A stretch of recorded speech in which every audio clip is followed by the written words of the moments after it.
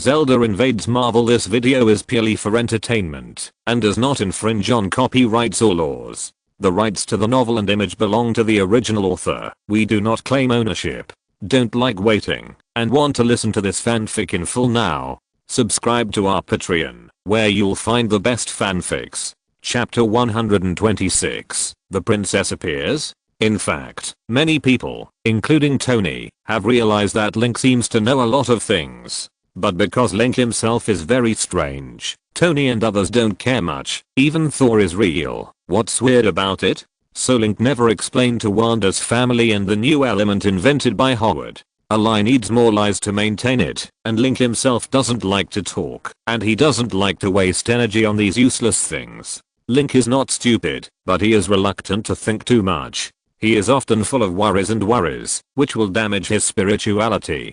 After a trip to Eastern Europe, Link took a rest again. Tony worked day and night, and spent more than 10 days to complete the iron armor that ordinary companies and ordinary countries could not produce in more than 10 years. Tony announced in a sales tone that the performance of this new armor is 8 times that of the previous generation. He also excitedly found Link for actual combat exercises. The result is, bang, Iron Man was knocked away. The battle ended abruptly after only half a minute. As soon as Iron Man started, Link first used the magnetic grabber to control Iron Man. The magnetic grabber certainly couldn't completely control Iron Man, who had a strong thrust, but it could slow him down. Then a hockey puck appeared in front of Link. Of course, Tony's suit was very cold resistant, so he didn't plan to freeze Tony. Instead, he used the time stop skill to fix the hockey puck and used Mistidin to chop it back and forth a few times. The golden chain bound to the hockey puck suddenly exploded and flew towards Tony. Iron Man hurriedly dodged, then used a laser to blast the hockey puck that passed by, turned nimbly in the air, and rushed towards Link at high speed, firing 2 lasers. But one was taken away by Link, and the other laser was directly countered with a shield and shot back to Iron Man. Iron Man reached out and used the laser to collide and consume the counterattack light, and the laser reflected by the shield just disappeared. I saw a light blue crystal clear round object, which was quickly thrown by Link when Tony and the laser were shooting at each other. Tony muttered, "Damn it." Then he was blown away by the huge thrust generated by the bomb. "Okay, I lose," Tony said solemnly through the visor. After landing, he opened the visor and revealed Tony's unhappy face. In fact, he still has the strength to fight, and his suit is intact. But Jarvis has analyzed that, if he continues to fight, he will not be able to get rid of Link's all-round suppression. Surrender early while it is still decent. Listen, Link. A new material that can suppress the characteristics of metal is about to come out. When the time comes, I will use it on my suit, and you will not be able to control me with the ability like Magneto. Tony was a little unwilling to admit defeat, but he knew that Link's moves were not just the magnetic grabber. The 3 heroes' skills were enough to allow Link to immediately disintegrate Tony's armor. Pepper came over in high heels and reported to Tony. Tony said, "Pepper, you are a mature CEO now. You should learn to judge things by yourself."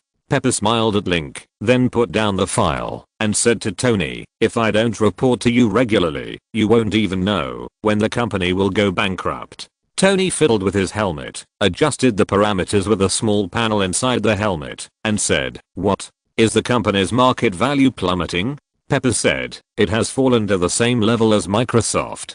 Tony looked up and was a little surprised. "That's too bad. I want Happy to be laid off to reduce expenses." Pepper smiled, "Just kidding," with a slightly provocative tone. "From the time I took over your company to now, the market value has doubled." Pepper's management ability is so high that it even exceeds that of artificial intelligence Jarvis. There are not many women in the world who can make Tony look at them with new eyes. Tony smiled and said, "So, you are the most suitable person in the world for this position." Pepper smiled slightly, and her relationship with Tony was slowly heating up. Pepper was very reserved before, because Tony suddenly handed the company to Pepper, which aroused doubts from many people inside and outside the company. In order to prove that she didn't climb up the ladder by relying on the rich Tony, Pepper doubled her profit and revenue in less than half a year. After proving her strength to the world, Pepper openly admitted her relationship with Tony. today. Don't be so anxious to go back to the company. What day is today? Okay, to celebrate the 84th anniversary of the birth of modern beach shorts, I think we should have a drink. Tony's chest armor cracked and split into two, and Tony walked out. He put his arm around Pepper's waist. Pepper was a little shy. What are you doing? Link is still next to you. Tony raised his eyebrows. Link, where is he? Pepper looked around and found that Link had slipped away quietly. Back in the room, the Zelda princess was nowhere to be found. Link asked Amy, where are the two princesses? Amy was stunned for a moment, and for some reason, he actually ran to get a fire extinguisher. It was probably due to the wrong voice recognition of Link. Jarvis said, Link, the two princesses are in Peppa's room. So Link went to Peppa's room. As soon as he entered the door, he saw two girls helping Peppa decorate the room. As soon as he entered, it was as if he had entered a forest. Zelda was worried that Peppa would not be able to return to Chloro Forest for a long time and would be homesick, so she tried her best to restore the scene in Peppa's room based on her memory of Chloro Forest. Peppa looked left and right and shouted oh. Seeing Link coming in, he immediately took out the leaf bamboo dragonfly and flew up happily, opened his hands and jumped and fell into Link's hands. He waved his two little hands and said, my brave man. The two princesses helped me decorate the room. Peppa is so happy. Link smiled and touched Peppa's head. Peppa happily rubbed Link's palm with his head. Zelda turned around and said, Link, help me get that small lamp. Link picked up a small ring light lamp on the table and put it in Zelda's palm. Zelda took it and fixed it on the wall, and immediately the surroundings were covered with a bright yellow haze. Compared to the previous all green, slightly dim lights like a haunted house, this time the decoration is more decent. When Princess Washang turned on a switch, water flowed out of the grooves around the room, creating an artificial stream. Both Zeldas liked Peppa very much, and Peppa also liked the two princesses. Peppa shook the two tentacles on his head and suddenly said without thinking, brave man, will there be other Princess Zelda? Princess Washang was stunned, and Zelda didn't know why. She was a little panicked. Princess Washang thought about it and nodded. It's very likely. I do have this hunch. Link opened his eyes wide. Today's first update. Welcome everyone to support. Welcome to vote and subscribe. Thank you all. Chapter 127 Avengers Assemble. Will there be another Zelda? Zelda seemed a little flustered. How could this happen? Then seeing that the Washang princess looked a little gloomy, she hurriedly explained, well, Zelda, it's not that I don't welcome you, it's just, the number of Zeldas was increasing, but Link only had one. This made Zelda very panicked. In the past Link's attention would be on her except for fighting. But now, Link has given part of his concern to the Washang princess. Zelda couldn't accept that she was not Link's only one, so she seemed particularly troubled. In fact, Link was quite worried. The atmosphere was already very strange with two Zeldas together. If there was another one, what if they really fought? In the face of such a thing, Link couldn't just sit back and watch. The Washang princess hurriedly said, it's just a possibility. Maybe it's just my illusion. I came here because Ganon destroyed my world and I had nowhere to go. Zelda suddenly said in a heavy tone and doubt. What if other Zelda worlds are also destroyed by Ganon? Then, she wanted to say, what should I do then? But Zelda soon thought of something more serious than Link's love. Then, isn't it possible that more Ganon power is concentrated in this world? What does Ganon want to do? Princess Washang said, not necessarily other Zeldas will encounter the cruel things that happened to me. Seeing the two blonde girls frowning, Link immediately said, this is just a guess. You are worrying too much. And Peppa looked at the heavy atmosphere inexplicably, not knowing what was going on, so he scratched his big face. 3 days later, the shield base was attacked by Loki. Agent Coulson came to Tony's house and told him the details. Tony, Link, Peppa, Zelda, and Princess Washang were all there. Coulson said Agent Barton was also turned against by Loki's magic. Tony crossed his fingers and placed them on his crossed knees, saying, Loki? This time, that guy's sight has moved from Jotunheim to Earth. It's a bit bad. Link's face was also a little gloomy. First, it was because the incident of Loki attacking the shield base started too early, which was different from the original plot. Second, the recent events have been participated and disrupted by the Ganon Force. I'm afraid that this New York war will be far worse than the original time and space. Coulson said, we want to ask Link to invite Hulk. Link, Hulk. By the way, where did Banner go after fighting Ivan that time? Coulson smiled bitterly. Banner ran away. He doesn't believe in S.H.I.E.L.D. I can provide you with his address. Tony pursed his lips. Such a brief sentence. You must have overlooked some details. Coulson shook his head. To be honest, some people in S.H.I.E.L.D. thought that Banner should be imprisoned. As a result, their intentions were noticed by Banner. Because he found that there was a miniature camera in the bathroom of his room. So he transformed and escaped from prison. Link said disgustedly, it's disgusting. Although the Avengers were born from Nick. But they are under the supervision of Tony and Rogers, and have little to do with S.H.I.E.L.D. Tony said, I really should let Banner live here. I don't think these bastards from S.H.I.E.L.D. dare to touch him. Coulson was a little embarrassed. Tony suddenly smiled and said, you know, I'm not talking about you. So the next morning, Link and Princess Zelda went to pick up Banner. When they found Banner, Banner was still treating a local little boy with a round belly. Banner was very happy to see Zelda, but when he knew that Princess Zelda was also Zelda, his face became strange. Link and Banner talked about Loki. Banner stretched out his hand and shook it, saying, wait. You said that Loki, the god of mischief in Norse mythology, actually wanted to invade the Earth? It hasn't been long since Ivan made trouble. Besides, I don't trust those people in S.H.I.E.L.D. No wonder Coulson came to ask Link for help instead of looking for Natasha like in the original version. At this time, the relationship between Banner and S.H.I.E.L.D. was already very tense. Link didn't even have hope that Banner was willing to fight. But Banner is a good man after all. After scolding S.H.I.E.L.D., he agreed to help Zelda this time. So they took S.H.I.E.L.D.'s plane and came to the aircraft carrier that can really fly. The plane landed. Link stepped on the rough deck. The sea breeze rushed over, and when he turned around, he saw Natasha, Rogers and Nick. Rogers smiled and said, long time no see, Link. Link nodded. Rogers stretched out his hand. Give me back the shield. Link took out the vibranium shield from the weapon space and handed it to Rogers. When he was in Eastern Europe, Link planned to ask Natasha to bring the shield to Rogers, but in the end Link forgot. Pepper was in Zelda's arms and greeted Rogers. Hi. Big guy. Long time no see. Rogers had established a deep friendship with Pepper, and the two often chatted on the phone. Although Pepper knew only a little English and often babbled in Hylian, Rogers was able to chat happily with Pepper, and even talked on the phone for an hour. Link was wondering what they were talking about. Pepper was Rogers' favorite new friend after he woke up after sleeping for 70 years. Of course, he also liked Link, and their personalities were quite similar. But Link was dull by nature and didn't like to talk. But there was a more important reason. That is, Link had always been with Zelda. Seeing this sweet couple made Rogers feel sad.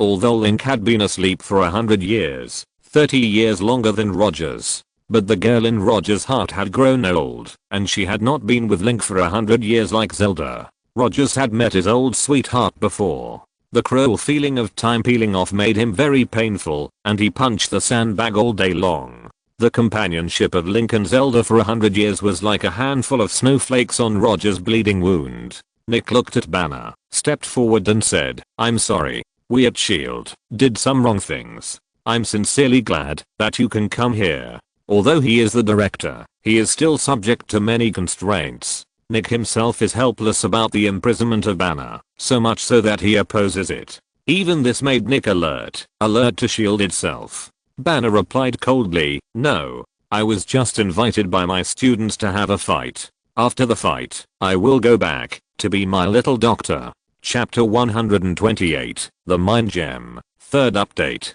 Natasha smiled and greeted Banner and said to several people, let's go back indoors, otherwise there will be no air here soon. Rogers said, is this aircraft carrier going to sink? Natasha did not comment, and then the ground suddenly shook, and then the sound of a super large electric shock was heard. The aircraft carrier stretched out for huge turbine thrusters, started together, and carried the huge aircraft carrier into the air, gradually becoming a flying fortress. Rogers was very surprised and stuffed a banknote into Nick. Several people came to the room. Rogers met Carlson, and Carlson said excitedly, "Captain, you know I'm a loyal fan of yours. We designed a new battle suit for you, and I'm also one of the designers." In fact, Carlson took advantage of his position and directed the designer according to his own wishes, to create a battle suit full of Carlson's own preferences. Rogers hesitated. "Is my battle suit too old-fashioned?" Carlson smiled mysteriously and said, "I just think that people need some spirit of the past." He thought Rogers would definitely like his nostalgic style battlesuit. Natasha asked Link, "Where is Stark?" Link said, "His new suit is in the final development."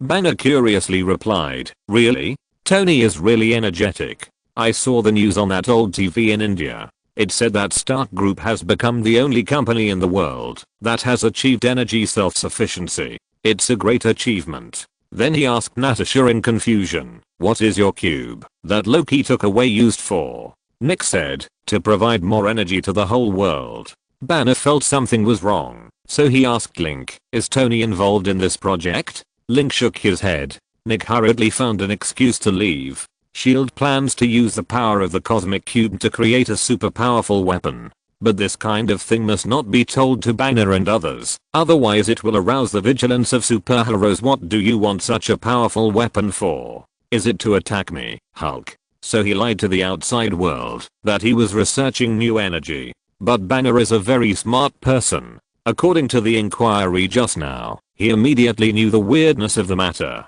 Natasha also observed his expression and talked about other topics to distract Banner. At this moment, Rogers had changed into a classic battlesuit carefully designed by Carlson. Although Rogers was born in the 1940s, he was trying to learn new things in the 21st century. He knew very well that the Captain America battlesuit he wore was particularly old-fashioned, outdated, and regrettable. So his face looked a little ugly. But Carlson was very happy and tried to restrain his excitement, just like a poor father watching his daughter get married, holding back tears. Rogers asked Link and others, "Is this suit okay?" Link and Banner looked strange. However, Pepper, who was held in Zelda's arms, saw Rogers' very cartoon battlesuit, and his eyes lit up immediately. He broke free from Zelda's arms, flew over, and fell into Captain America's arms. He shouted, "So handsome. So pretty." Rogers smiled with relief. "Do you think it's pretty? Then I'm relieved." Link didn't have the heart to tell Rogers that Pepper's aesthetic taste was very strange. At this moment, the Sky Carrier retrieved data from cameras around the world and found Loki, who was disrupting a party in a hotel. Pepper babbled, "Hit the bad guys." Rogers' face turned serious. "Let's go." So Natasha drove the fighter plane and set off with Link, Princess Washang, and Rogers. As for Zelda and Banner, they stayed on the Sky Carrier. On the fighter plane, Rogers also learned the identity of Princess Washang, and his face was strange. "Another Zelda?" Natasha also smiled and said, "Link, then you have to be loyal to two princesses at the same time." Loki looked at the chaotic crowd in front of him and shouted, "Kneel down." In the panic, people didn't hear anything. So Loki roared even louder, and then he slammed the Mind Stone scepter on the ground fiercely. "Mortals, kneel down." Several after images of Loki appeared, and they trapped the panicked crowd in a circle. Everyone half knelt, held their heads with their hands, and looked at Loki in horror. Loki enjoyed this feeling of being the king of the world, and shouted loudly, "You mortals, be honest." An old man who had been a soldier could no longer bear it, so he stood up again and scolded Loki, "You are a lunatic." Loki stared at the old man with cold eyes and said, "The end of disrespecting the gods is death." He stretched out his scepter, and a strong light shot out from the Mind Stone, attacking the old man. At this time, a man in tight clothes jumped down and used a shield to block the light attack. It was Rogers who came. Loki's face turned cold, and he was about to say something, but suddenly a light blue ball fell from the sky and landed in front of Loki with a puff. Loki caught it and was about to check what it was when suddenly, bang, Loki was blown away by the bomb, hit the wall behind him hard, and slid down. Loki shouted, "Who dares to plot against me?" Then his pupils shrank, and he saw a blonde boy descending from the sky, holding a wooden sword. It was the person Loki least wanted to see at the moment, Link. Loki shouted, "Link. I didn't expect that we would meet again." As soon as Link landed, he noticed that Loki's body was strange, and there were some traces of Ganon's pollution and demonization on his face, and his breath was even stranger than before. It seems that Ganon's pollution is still affecting Loki. Loki smiled and said, "Thank you for helping me weaken the will of Ganon's curse in my body. I can control his power freely." Loki used the mind gem and 4 Scorching Knights Volga appeared behind him. Holding spears, the sound of armor colliding could be heard, and they came towards him in a murderous manner. Holding spears and stabbing, Rogers rushed forward and kicked a Volga down with 1 foot. Link stepped forward and pierced the Volga with a sword, then swung his shield to repel one, and then an ice sword appeared in his hand, which he threw out, and exploded in the face of the 3rd Volga, hitting a critical hit. He repelled 3 people at once. At this moment, Loki suddenly shot a beam of light, directly piercing the body of a Volga and hitting Link. Rogers said in dismay, "Link." Loki laughed, "Link. You are now controlled by my scepter. Kneel down." Chapter 129, Link is controlled. 4th update. Natasha saw Link being hit by the light of Loki's scepter, and her breath stagnated. She learned about Hawkeye from Nick, and knew that Hawkeye was controlled by Loki's scepter, and became Loki's puppet. Natasha knew Link was powerful. His archery skills were better than Hawkeye's, his fighting ability was better than Hulk's, and he had some magical skills that were hard to defend against. If there was anyone Natasha didn't want to be an enemy with, then the only one in her heart was Link. Princess Washang also felt that things were not good, so she jumped down from the fighter plane, stretched out a sword, and put it on Loki's neck, and shouted, "What did you do to Link?" Loki smiled and stretched out his hands, posing a gesture of surrender, but he was not afraid at all. Instead, he looked at Princess Washang with a sidelong glance and smiled, "Beautiful girl, if you don't want me to order Link to kneel on the ground and cut out to death, I advise you to put away your weapon." Princess Washang's face became even colder. Natasha hurriedly shouted, "Captain, Link is controlled by Loki's scepter. Be careful of him." Zelda and others on the sky carrier also received the news. Through what Natasha sent, they all saw the picture of Link standing on the ground from a high altitude perspective. Nick's face became darker, and he said, "If Link is really controlled, I'm afraid." Banner also murmured, "I'm afraid Loki will be invincible." Zelda was also a little nervous, but she still instinctively chose to believe Link. Rogers shouted, "Link, how are you now?" Loki ordered the 4 Volga to give up attacking Link and turn to attack Rogers. 4 Volga warriors stretched out, and Rogers used his shield to block left and right, but was soon subdued by 4 Volga warriors. He was pressed to the ground by a scorching warrior. Link still stood there with a confused look on his face. Loki's face froze, but his smile remained. "Such a strong mental power, resisting the power of my scepter. However, no one in the world can resist the power of the Mind Stone." As for Link himself, his eyes went dark, and he could not see anything. Then he heard Loki's sticky voice in his head, "Submit to me, accept my control." Link was startled, and then he found that the power of the Infinity Stone was corroding his will like a virus. Link's mind began to be filled with Loki's voice.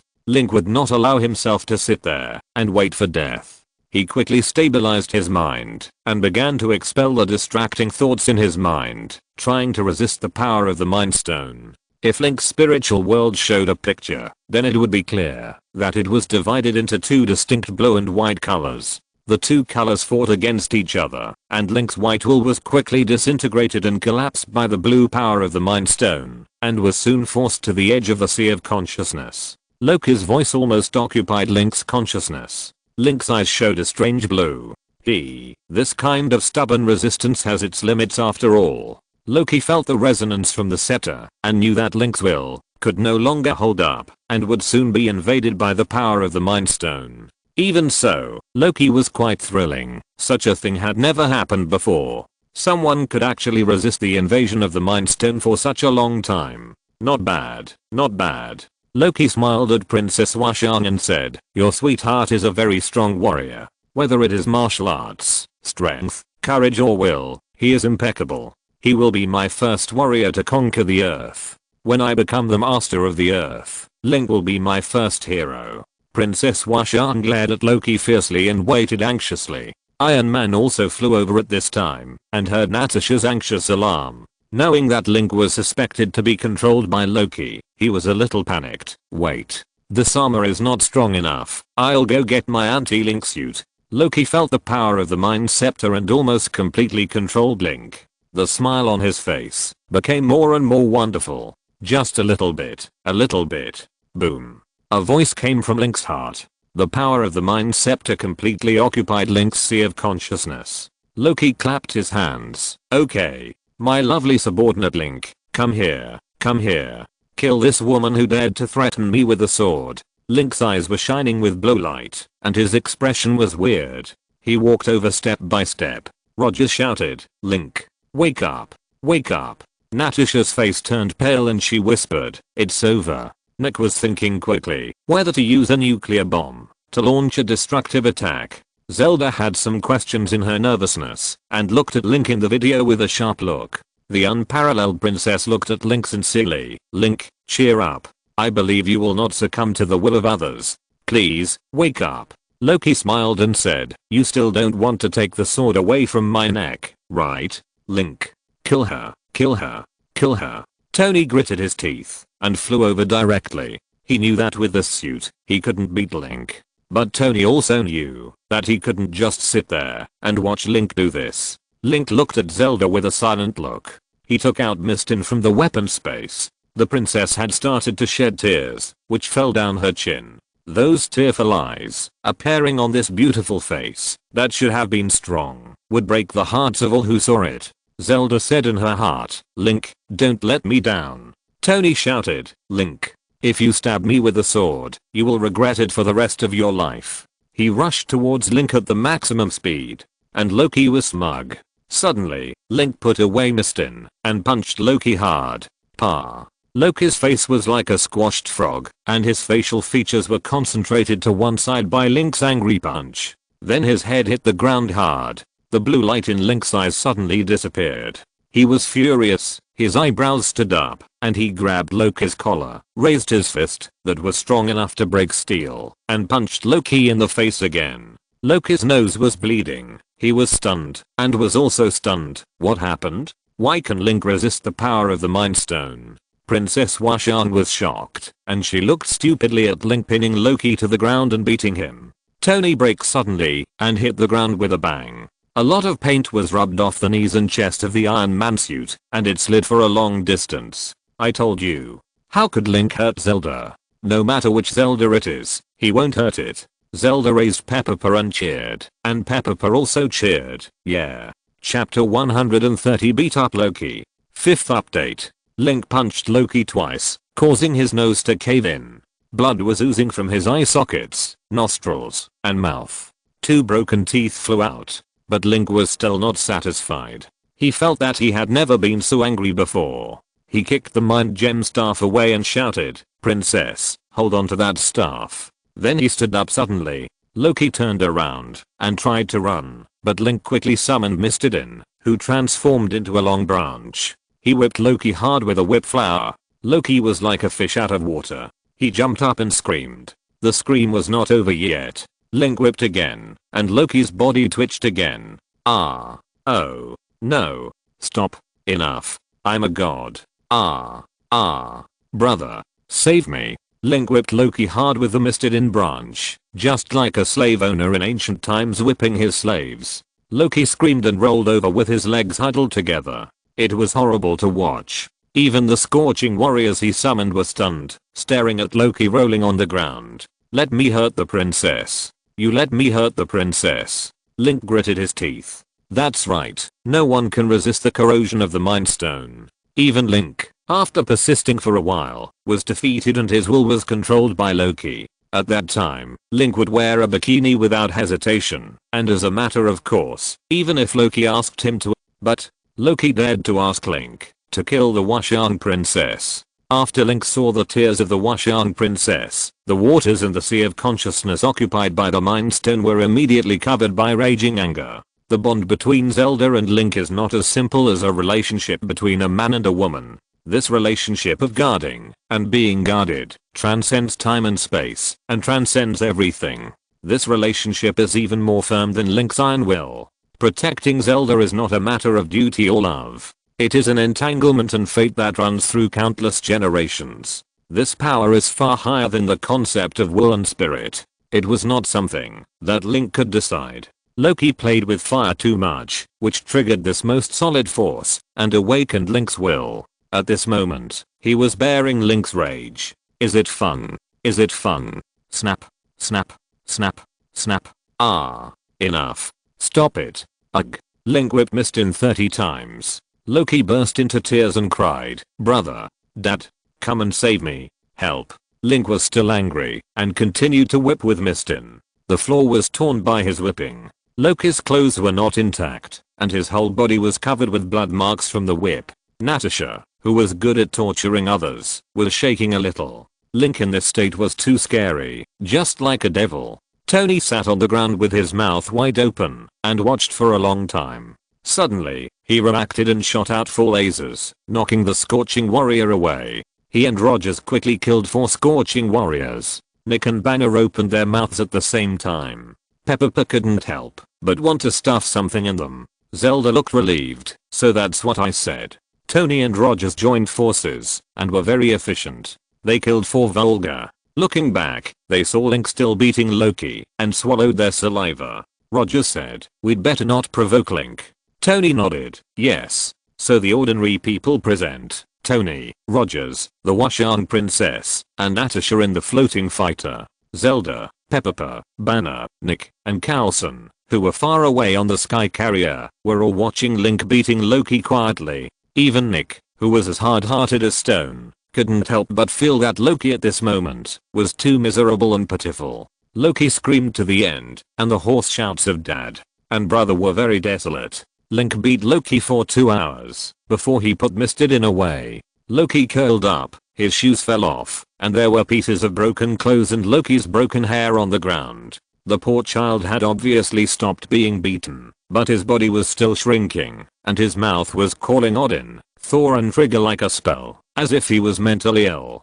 Link was still angry, and when he looked up, he saw the Washan Princess looking at him in shock. Link's face turned red and said, "Did I lose my composure just now?" The Washan Princess was stunned for a moment, and hurriedly smiled and said, "No, I was very handsome." She was also very scary. Ganon was not as scary as you just now. Tony and Rogers came over and said to Loki, "Be honest." Loki held his head and looked at Link in horror. Seeing the two approaching, he actually crawled over and hugged Tony's thighs and trembled. Tony and Rogers escorted Loki onto the plane. Link suddenly realized that everyone treated him much more politely. Even Tony, Rogers and others, who used to call Zelda by her original name, now followed Link and called her the princess. These were all the results of Link's emotional outburst. On the plane, Loki was covered with a blanket. He seemed to have suffered a serious mental shock and was still trembling.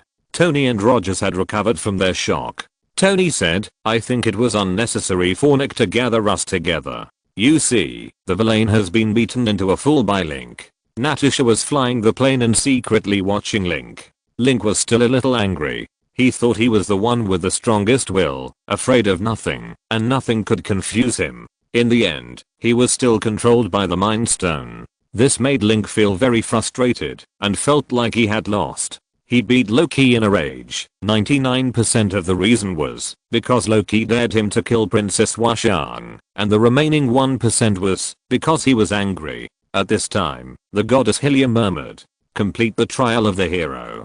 Get a life container. Get an energy container." Link was dejected and said to the goddess Hylia in his heart, "These things can't comfort me." Something Link didn't expect happened. Goddess Hylia spoke again for the first time, and her voice was even softer. "Don't blame yourself, my child. You have done a great job. Don't lose confidence in yourself, little hero of Hyrule. I have seen your efforts and adventures. Cheer up, you will become the light of this world." Link raised his head suddenly. He was cold all over, and the goddess Hylia was actually comforting him. Question mark? Distribute comfort items for the children of the heroes. Get a Hylia shield. Welcome to Kiddie and Reading to support genuine reading. Oh my god, I like this chapter so much. Chapter 131 Thundergod arrives. Before Link could react from the shock, suddenly, with a boom, a blue shield suddenly appeared in his arms. It was heavy and solid, made of silver metal made of special materials, with a blue paint on the front, and engraved with the same pattern as on the battle skirt of the Washan princess, the symbol of the Holy Triforce. This is exactly Link's favorite shield in the world of Hyrule, the Hylian shield.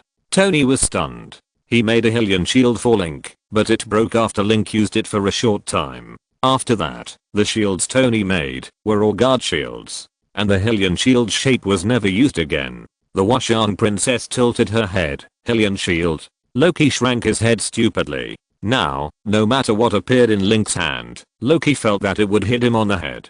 Link has not recovered from the comfort of the Hylian goddess. Link is the person who is most likely to listen to the will of Goddess Hylia on the Hyrule continent, and he has been influenced by Goddess Hylia, but even Link has always only heard almost mechanical notifications, rarely with emotions, and the voice is ethereal and illusory, just like the order of heaven and earth. And like this, Goddess Hylia actually comforted Link kindly like an old mother. This is the first time. If it were Zelda, the little princess would definitely be upset for a long time. Link came back to his senses and raised his shield to look carefully. He took a deep breath and said to the Washan princess, "This is what Goddess Hylia gave me." Rogers was puzzled. Who is Goddess Hylia? Is she here? Is she a god like Loki? Link said, "Loki can't be compared with Goddess Hylia at all." Loki was a little angry and raised his head, but his anger was soon covered by the shadow of Link beating him. He suddenly became cowardly and continued to lower his head and tremble. Boom. There was a sound of thunder in the sky. Everyone felt a vibration on the top of the fighter. Outside the fighter plane, a sturdy man with golden curly hair, wearing armor and a red cape, half crouched and half knelt on top of the fighter plane with a hammer in his hand. The strong wind blew the red cape straight, but the sturdy man remained motionless. The lightning illuminated the entire night sky, revealing the face of Thor. Tony said, "Ah, there are uninvited guests. I'll go out to check." So he opened the rear door and prepared to put on his helmet and fly out. But Thor rushed into the cabin at this moment. Thor wanted to take Loki away quickly, but after looking around, he saw 3 acquaintances, 2 strangers, and 1 person who was beaten black and blue beyond recognition. Tony opened his visor again. "Thor, are you here to find your brother?" Natasha looked back. Thor? Link and Princess Washan waved Thor calmly. Thor first looked at Link and the others, and said with a smile, "We meet again. Where is my bastard brother, Loki?" Tony said, "Is this what they call being beaten so badly that even your own brother can't recognize you?" Then he pointed to the bruised and swollen guy wrapped in a blanket and said, "That's your brother." Loki's lips trembled twice, and he said in a hoarse voice, "Brother." Thor was furious. "Who did it? You beat my brother into this state." Tony pointed at Link hurriedly. "Him. You did a great job." Thor was stunned, stepped forward and patted Link on the shoulder, laughing. "I wanted to do this a long time ago." Tony whispered to Rogers, "Sure enough, they are not real brothers." Natasha chuckled. Loki was so angry that he almost fainted. Thor reached out and grabbed Loki's torn collar and pulled him up. He yelled at Loki, "I almost thought you were dead. Do you know how sad you made my father and mother?" Loki curled his lips. "They are not my parents." Thor pretended to hit Loki, but found that there was no good place on Loki's face and body, and he felt soft-hearted for a moment, thinking that if he punched him, Loki would probably faint, so he let go. Thor said, "Tell me where the cosmic cube is. I want to take it back to Asgard. Don't do anything without permission." Roger suddenly said, "The cosmic cube belongs to Shield." Thor glared at Rogers. "Midgard is the territory of my father." Tony, "Who is this guy? His clothes are so ugly." Rogers, "Issued by the unit." And Tony replied, "His name is Rogers. He is a fitness coach who is famous for imitating Link. Look at him in a blue suit, holding a shield, and he has been sleeping for many years like Link." Thor was a little serious. "Is he as strong as Link?" Tony groaned. "Approximately equal to 0.01 Link. If rounded off. No. It will be gone if rounded off." Rogers gave Tony a look of annoyance and said to Thor, Loki and the Cosmic Cube should be handed over to the Earth for custody. Thor shouted, this is our Asgard's business, and Earthlings have no right to participate. My father, Odin, the father of the gods, asked me to bring Loki back. Loki snorted, I won't. Rogers and Thor shouted, shut up. Loki sneered, you don't understand the true power of the Cosmic Cube at all. Tony and Thor's hearts skipped a beat at the same time. Link looked at Loki coldly, you don't understand at all. If you say one more word, you will anger me again. Loki seemed to be choked, and a HMM sound came out of his throat like a small animal, and he shrank into a corner and dared not move. Thor continued to argue with Rogers about the ownership of Loki in the Cosmic Cube. The two were not very angry at first, but Tony added fuel to the fire, causing the two to almost fight. Loki also raised his eyes and prepared to watch the show. But Link, who had been playing with the Hylian shield with Princess Washang, suddenly looked up and said, there is a mysterious person behind Loki giving instructions. Now is not the time to argue. We should first find the whereabouts of the Cosmic Cube. Thor said, okay. Link's words still carried a lot of weight, and Thor compromised. Several people came to the sky carrier.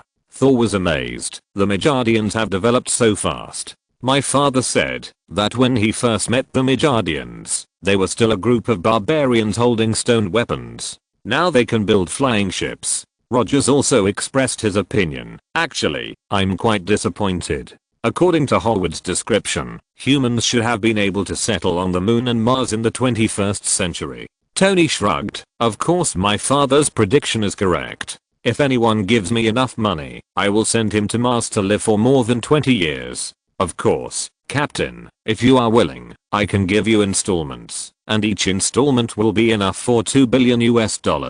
If you're listening to this novel on a channel other than Fanfic World, it means they downloaded and uploaded it without effort. We cordially invite you to visit our channel, Mundo Fanfic Novelos. There you'll find the original version of this story and you can explore many other novels of various genres. We're waiting for you to immerse yourself in a world of incredible novels. Chapter 130 To the riot caused by Pepper. Loki was controlled by a shield agent with a magical handcuff and taken to the temporary prison of the helicarrier, the cage prepared for the Hulk. Nick was in a good mood and vowed, give me 3 minutes, I can force all the secrets in Loki's stomach, even who his biological father is. Thor was unhappy. You don't need to ask, his biological father is King Laufey of Jotunheim, who was shot to death by him. Nick twitched his mouth and left. As soon as they entered the sky carrier, Zelda ran over with joy, threw herself into Link's arms, and shouted, you really didn't let me down. Tony hugged Banner enthusiastically and said, the last time was too short. I believe we have a lot of topics to talk about. What do you think of Stark Industries' new energy plan? Banner smiled and said, a genius idea, leading the world for more than 30 years. Tony picked up the Mind Gem scepter and said, I feel that this scepter has a lot of potential. I think we should study it carefully. Let's go. Link, Zelda, and Princess Washang also followed curiously. Zelda wanted to know what Tony and Banner would research. Link also wanted to know why the Mind Gem could control his will. Even with the comfort of Goddess Hylia, Link was in a good mood, but he was still a little unwilling. As for Thor, Rogers took him to visit the sky carrier. The atmosphere between the two men was much more relaxed. Thor looked at the busy agents at the workbench and asked, what are they doing? Rogers shook his head, I don't know. Thor looked at the light blue display and asked, what is this? Rogers shook his head again, I don't know. I've been sleeping for 70 years, and the times have changed a lot. Thor said, oh, then what are you taking me to visit? Rogers, that's right. So he went to find Tony. Thor. At this time Coulson came and talked to Thor. On the other side, Banner and Tony were studying the Mind Gem scepter together. Tony poked Banner's waist with a sharp object. Banner screamed, and Tony looked at Banner and smiled. I'm curious about how you control your anger. Banner was a little angry, but Tony cleverly handed over a bag of snacks. It seems that for the sake of snacks, Banner spared Tony once. Tony. Rogers came over, his face serious, you will put everyone on the ship in danger. Tony handed Link a snack and said, don't worry, Link is here, it's safe. Banner also said, that's right. Hulk seems to be willing to listen to Link. Tony said, let's continue to study the scepter first. This is really a magical thing. Pepper, what are you doing? Pepper jumped onto the table, tiptoed to take down the mind gem scepter to play. Banner said, Pepper, be careful, and came over to take the scepter. But when Pepper turned around, the head of the scepter just touched the center of Banner's chest. Tony shouted, hey. Pepper tilted his head. Where's Berkelin? By mistake, Banner was controlled by Pepper, and he heard Banner say, I'll call him out now. Suddenly there was a roar, his clothes tore, and his muscles burst. Hulk squeezed into the laboratory and yelled, Hulk. The alarm sounded immediately throughout the aircraft carrier. Nick was interrogating Loki when his face suddenly turned pale. He ignored Loki's ridicule and ran to the scene. Thor and Coulson also heard the alarm and rushed over. Nick rushed into the laboratory angrily. Who is it? Why do you want to irritate Hulk? Then Nick was stunned. He saw Hulk with a silly look on his face, holding Pepper and shaking it. Tony and Roger stood by with their hands on their hips in silence. Nick hurriedly said, what's going on? Link coughed. Pepper used the mind gem scepter to control Banner and let Hulk out to play. Nick said angrily, Pepper. Nick's black face was very annoyed, and the bald pirate look with an eye patch directly scared Pepper to tears. Pepper burst into tears. Hulk was furious and punched Nick. Rogers hurriedly raised his shield to block Nick. His fist and shield collided, and Rogers fell into Nick's arms. The Hulk took a step back, feeling even more annoyed. Just as he was about to pounce, Link stood in front of him coldly and said, be quiet. Hulk scratched his head. He was most afraid of Link now, so he didn't dare to do anything. He was annoyed and puzzled. Pepper is crying. Link turned to look at Nick and said, apologize to Pepper. Nick opened his mouth wide, and Rogers whispered, hurry up. So Nick came to Pepper with a gloomy face and said, little guy, I shouldn't be so mean to you. Hand over the mind gem staff to me. Although Nick also liked Pepper made a big noise this time, which made Nick very angry. Pepper stuck out his tongue and threw the staff to Link. Link pointed at Hulk and said, remove Pepper's control over the Hulk. The mind gem staff bust, but there was no movement. Link poked Hulk below the chest with the mind gem staff, and Hulk roared in dissatisfaction. Tony taught Pepper, children should not poke people with things. Roger said angrily, you just poked Banner, and you led Pepper astray. The mind gem staff still hummed lightly, and then there was no movement. Link was already dissatisfied with the mind gem staff, and he shouted loudly, I command you, remove Pepper's control over Hulk. Tony shouted, Link, threatening a staff will not have any effect. Give it to Pepper and let him try to remove the control of Hulk. So Link gave the mind gem staff to Pepper. As soon as Pepper got it, a laser shot out and focused on Nick. Nick was also controlled by Pepper. Wow. Pepper looked at Link and Tony innocently. Roger stepped forward and said to Pepper seriously, you can't take things that don't belong to you. A man shouldn't do such a caressing gesture. Tony sneered, you are speaking English and talking about big principles. Can Pepper understand? But then Tony's face was stunned.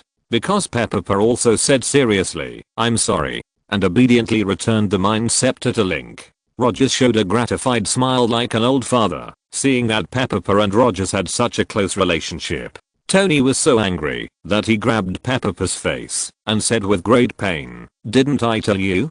Don't play with this Bond maniac in a blue tights. Chapter 133 Threatening the Scepter. Third update. Natasha returned to the lab and heard that Nick and Banner were controlled by Pepper. She was stunned for a moment and said, actually, this is not bad. Pepper will not let you destroy the earth, right? Nick shouted, no. Do you know what Pepper asked me to do just now? He asked me to put lubricant on my head, and I did it without hesitation. I can't control myself. He pointed at his glowing bald head. Natasha turned her head away and laughed. Hulk sat on the ground with a thud. He was playing with the chair stupidly and accidentally broke it apart, so he was a little unhappy. Seeing that it was nothing serious, Thor approached Hulk with a smile, looked at everyone and said, is this the strongest man on earth that you guys are talking about? I think he has a kind face and seems easy to get along with. Tony said, you'll regret judging people by their appearance. Hulk stretched out a hand to Thor, and Thor raised his chin to everyone. Look, He's expressing his friendliness to me. Natasha advised kindly, Thor, you'd better stay away from Hulk. Thor smiled and said, the rule of us Asgardians is that when someone extends a hand to express goodwill, you must respond. Thor was about to reach out and hold one of Hulk's fingers, but Hulk suddenly pressed his middle finger with his thumb, and bang. Thor was bounced away with one finger, hitting Rogers, and the two of them fell into the wall together. Rogers rubbed his head and pulled Thor to stand up. He frowned and said to Pepper, please control the Hulk. Zelda was responsible for comforting the Hulk and said, Hulk, be quiet here. Pepper flew to the front of the Hulk and called tenderly, you have to be good. Hulk yawned boredly and snorted at Thor with disdain. Rogers hurriedly stood between Thor and Hulk, worried that the two nuclear weapons would fight. Tony and Link studied the Mind Scepter for a long time. Tony shook his head, it's so difficult. I don't know what material this scepter is made of. It's very hard. Link held the scepter with both hands and said to it, if you don't quickly release the control of the two, I will break you. The Mind Gem scepter hummed disdainfully. Princess Washang said, Link, it's useless to threaten a dead thing. Link was a little impatient. Really? Link made a surprising move, opened his mouth, and took a bite of the Mind Gem scepter. He chewed off a piece of metal. Crunch, crunch. He chewed it hard in his mouth. Everyone, including Thor and Hulk, took a deep breath. Princess Washang also looked at Zelda in horror. Zelda explained a little embarrassedly, Link's teeth are fine. At this moment, there was a piece missing from the back of the scepter, and the tooth marks were clearly visible. The original active buzzing sound of the Mind Scepter suddenly disappeared, as if it was also frightened by Link's amazing move. Link held the Mind Scepter, pointed it at Hulk's chest, and whispered, I'll give you one last chance to release the control of Hulk. With a sound of swish, a blue light appeared. Hulk's serious blue light disappeared. Link succeeded in threatening the Mind Gem Scepter? Exclamation mark. Can it be done this way? Tony nervously ate a bite of the snack and kindly handed it to Rogers, who also stupidly grabbed a handful. Zelda said quickly, Hulk, it's a bit crowded here, can you change back? Hulk roared a little dissatisfied, but seeing Zelda's kind words, his whole body twitched, and he turned back to Banner. Banner wailed, thank God. Fortunately, Link and Zelda are here, otherwise, Hulk will have to tear down this spaceship. Link also poked Nick in the chest, and Nick immediately returned to normal. Nick couldn't help but rush up and beat Pepper, but Rogers, who had a mouthful of snacks, hurried forward to dissuade him. I have educated Pepper well, and he recognizes his mistakes. Pepper also apologized to Banner and Nick, and became much more obedient. Seeing Pepper's cute looks, Nick got angry and ran to the bathroom to wash his hair with an embarrassed look. Zelda and Princess Washang looked at each other. Are we lacking in discipline over Pepper? The two girls were uneasy at the same time. Will I not be a good mother in the future? Yeah, not bad. Roger squatted down and shook hands with Pepper, smiling like an old father again. Natasha knew that Pepper was not close to her, so she stood far away and smiled. Captain, are you going to raise this little guy as your son? Rogers explained seriously. Pepper and I are very good friends. Pepper also nodded, shaking his two tentacles. Tony was a little jealous and muttered, friendship across species. He took the scepter from Link and smiled bitterly at the tooth marks on it. For a moment, he didn't know what to say. At this time, he could only smile. Natasha ran to interrogate Loki again. The two princesses got together and discussed how to educate Pepper in the future. Banner and Tony continued to study the Mind Gem Scepter. Both of them questioned the purpose of the cosmic cube and made Rogers suspicious, so Rogers went to explore the spacecraft to find clues. Tony had asked Jarvis to crack the shield system a few hours ago and got the information at once. Rogers also found out about Hydra's equipment and realized that things were not simple. So he returned to the laboratory and questioned Nick. Banner saw some information about him and said angrily, Director, it turns out that the cage that holds Loki is used to deal with me. If Link and Zelda were not present, you would have planned to put me in the cage and let me fall from the sky, right? Nick said that was just the original purpose of the cage. Coke was also developed as a painkiller. Rogers also frowned. Who else on Earth is worthy of using the cosmic cube to research such a powerful weapon? Are you here to attack Hulk or Link? You want to start a meaningless war again? The eyes of the Washang princess had become cold. Once there is a situation that is unfavorable to Link, she will draw her sword. Link was the calmest because Mythos sneaked out again and came to chat with Link. So Link ignored their quarrel, but sat aside, listening to Mythos' soft and sticky words and rubbing Link's shoulders. Mythos suddenly hesitated and said, "Am I coming out too often?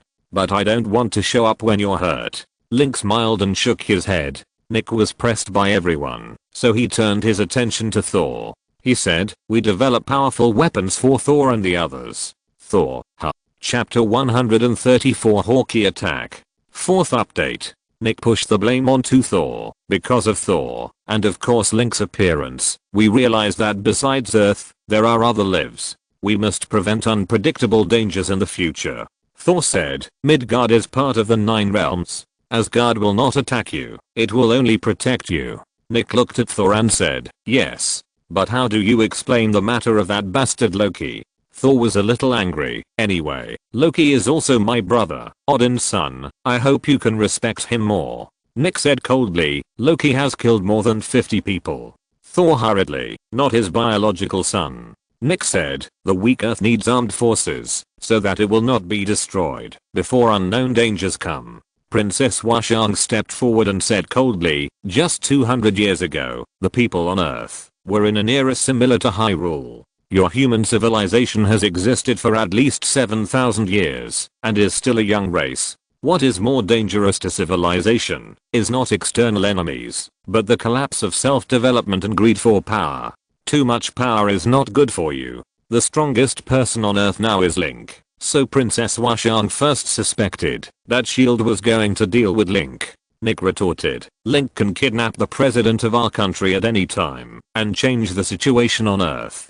Didn't he do that before? He tied the president of an Eastern European country and the leader of the rebellion together. Link wants to cause destruction, and the poor people of this planet can't bear it at all. And there has been no effective means to control Link, relying solely on his personal character. What should we do if Link wants to dominate the Earth?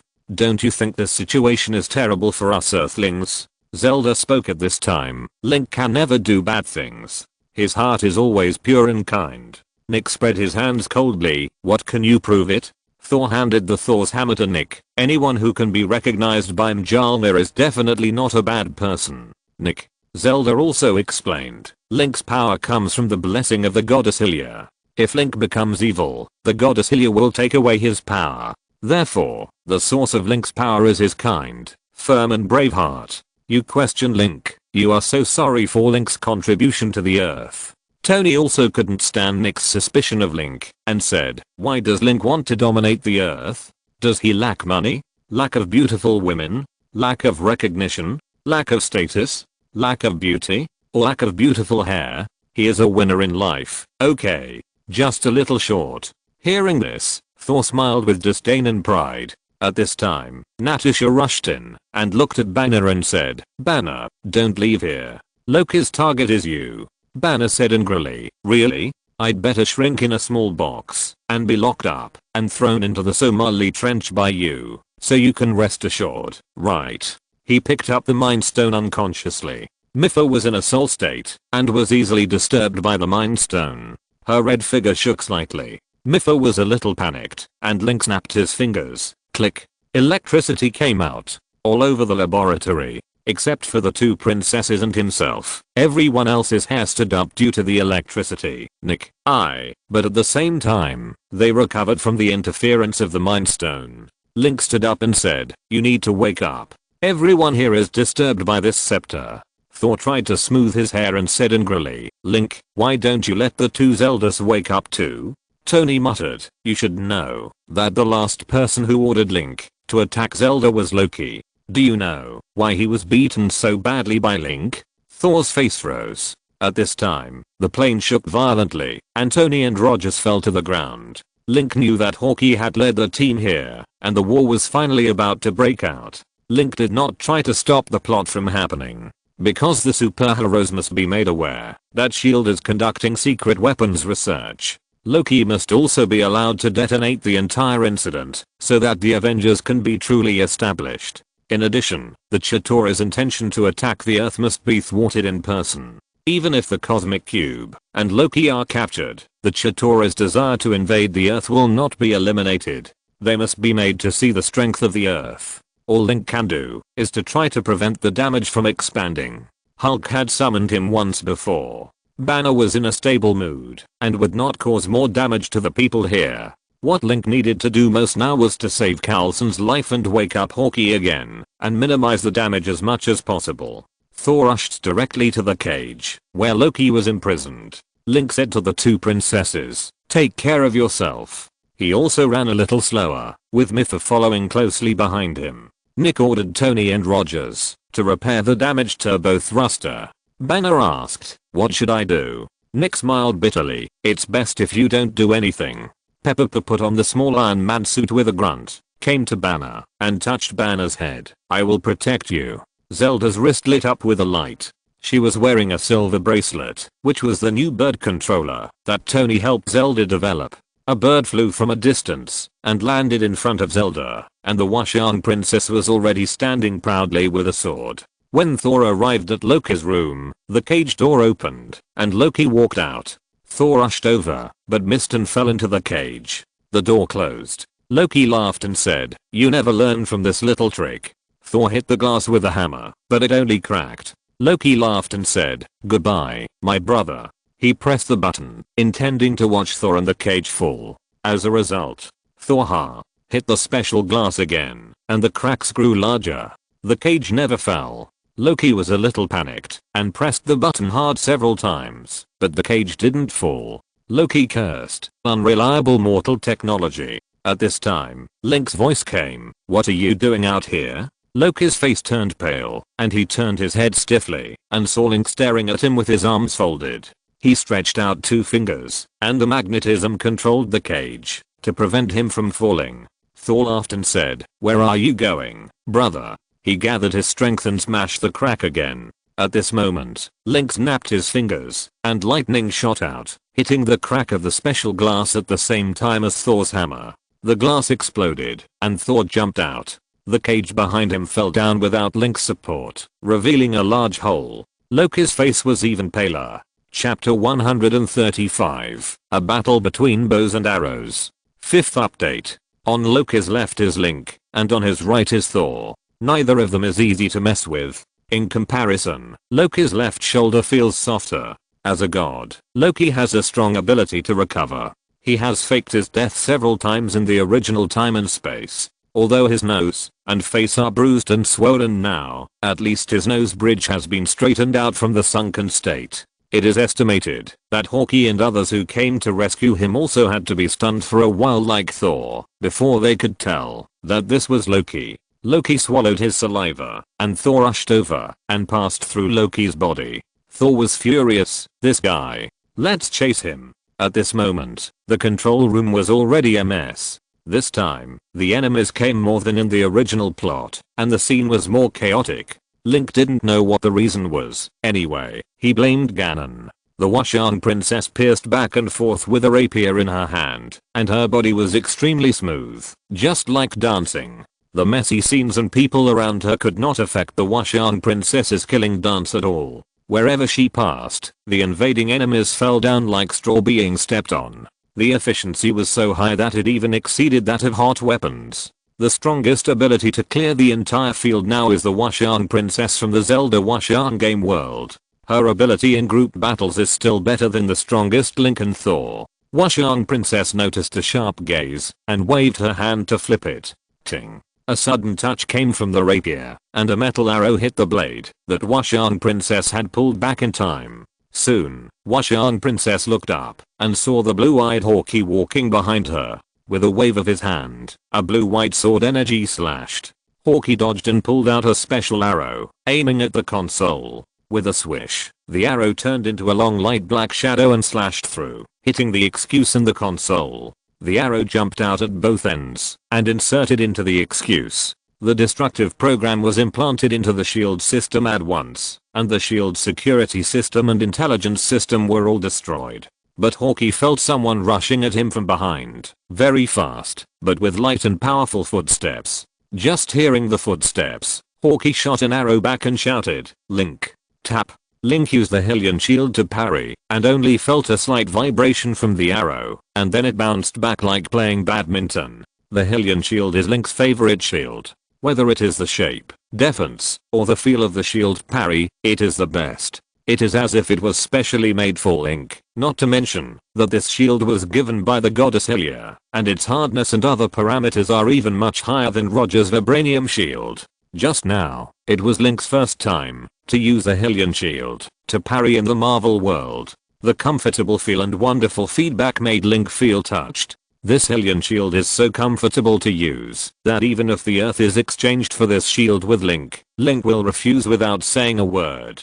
Hawkeye said coldly, "Let's compete in archery. Let's see who is the strongest archer on earth." Link, okay. He flicked the Hylian shield lightly, and there was a faint vibration and an ethereal sound, as if this shield, like Mjolnir, also had self-awareness. Link took back the shield, and took out his bow and quiver. The atmosphere between the two of them suddenly became weird.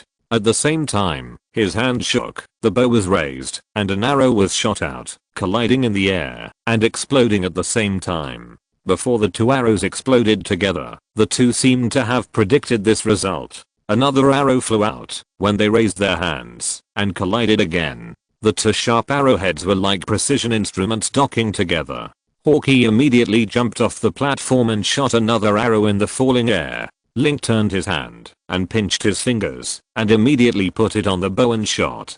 He also jumped down. The arrows of the two flew back and forth, colliding with each other, and the probability was amazingly high. Even if you practice deliberately, you probably won't be able to do it once in 1,000 times. But in the confrontation between these two world-class archers, this happened many times. Both of them had terrifyingly high predictive abilities, speed, and accuracy. Even when they were walking at high speed, they still maintained a very high level. In such an exaggerated battle, both of them consumed their bows and arrows very quickly. Soon Link's arrows were almost used up, with only 3 arrows left. So Hawkeye changed his hand and shot 3 arrows at the same time, hitting Link, Nick, and Natasha respectively. For some reason, Hawkeye didn't dare to attack the 2 princesses in front of Link. Link also hurriedly shot 3 arrows, with accurate prediction, blocking the direction of Hawkeye's 3 arrows. He intercepted the arrows. He subconsciously pulled out the quiver, but found that his fingers touched nothing.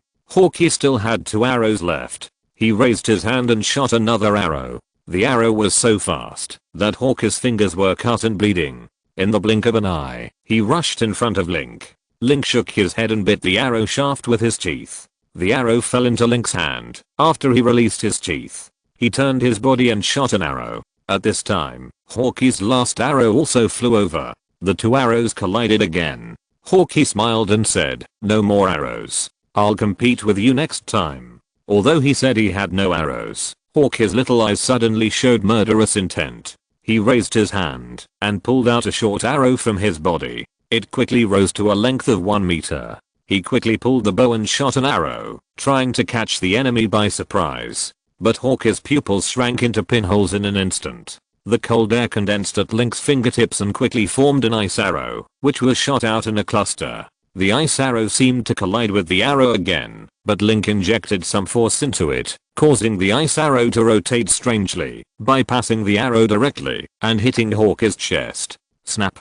Hawkeye hit the console behind him. Link reached out and caught the arrow shot by Hawkeye and broke it. The battle was over at this moment. Zelda's flying bird was put to good use this time, and it carried out an air-to-ground bombing in the air, with an efficiency comparable to that of the Wuxian princess. There were corpses all over the ground, and many people from S.H.I.E.L.D. died. Mipha flew out, held Link's hands with her 2 small hands, and used the power of protection to repair Link's body. The spaceship also returned to stability. It seemed that Tony and Rogers had repaired the turbo engine. Link heard the murmur of the goddess Hylia in his heart. Complete the trial of the brave.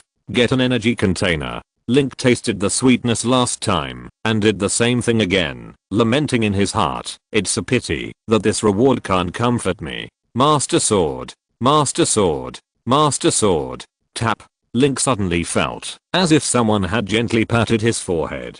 There was no one in front of him, and he immediately knew that this was a little punishment from the goddess Hylia for his little greed, so he smiled shyly. Chapter 136 Space Converter Startup. After losing many combat forces, Loki finally escaped. Of course, he didn't care about the lives of those chess pieces. He sat on the fighter plane and left quickly. His face regained that malicious smile, just like a sinister intelligence chief. But his face was covered with bruises and his teeth were leaking. Then his smile twitched the injuries on his facial muscles, and he took a breath in pain. The places on his body that were whipped by the whip were still hot and painful. Loki gritted his teeth countless times in his heart. I will kill you, Link. And Zelda beside you. Forget Zelda, he was thinking about how to conquer the Earth, and even how to conquer Asgard in the future through the Earth as a stepping stone, even if it means dominating the 9 realms. Loki had forgotten at this moment that his original purpose was to gain the recognition of his family, but he was already full of greed after suffering the dual interference of Ganon's curse and the mind gem. He rubbed the scepter with his hand, and suddenly, Loki touched a gap, looked down, and the corner of his mouth twitched.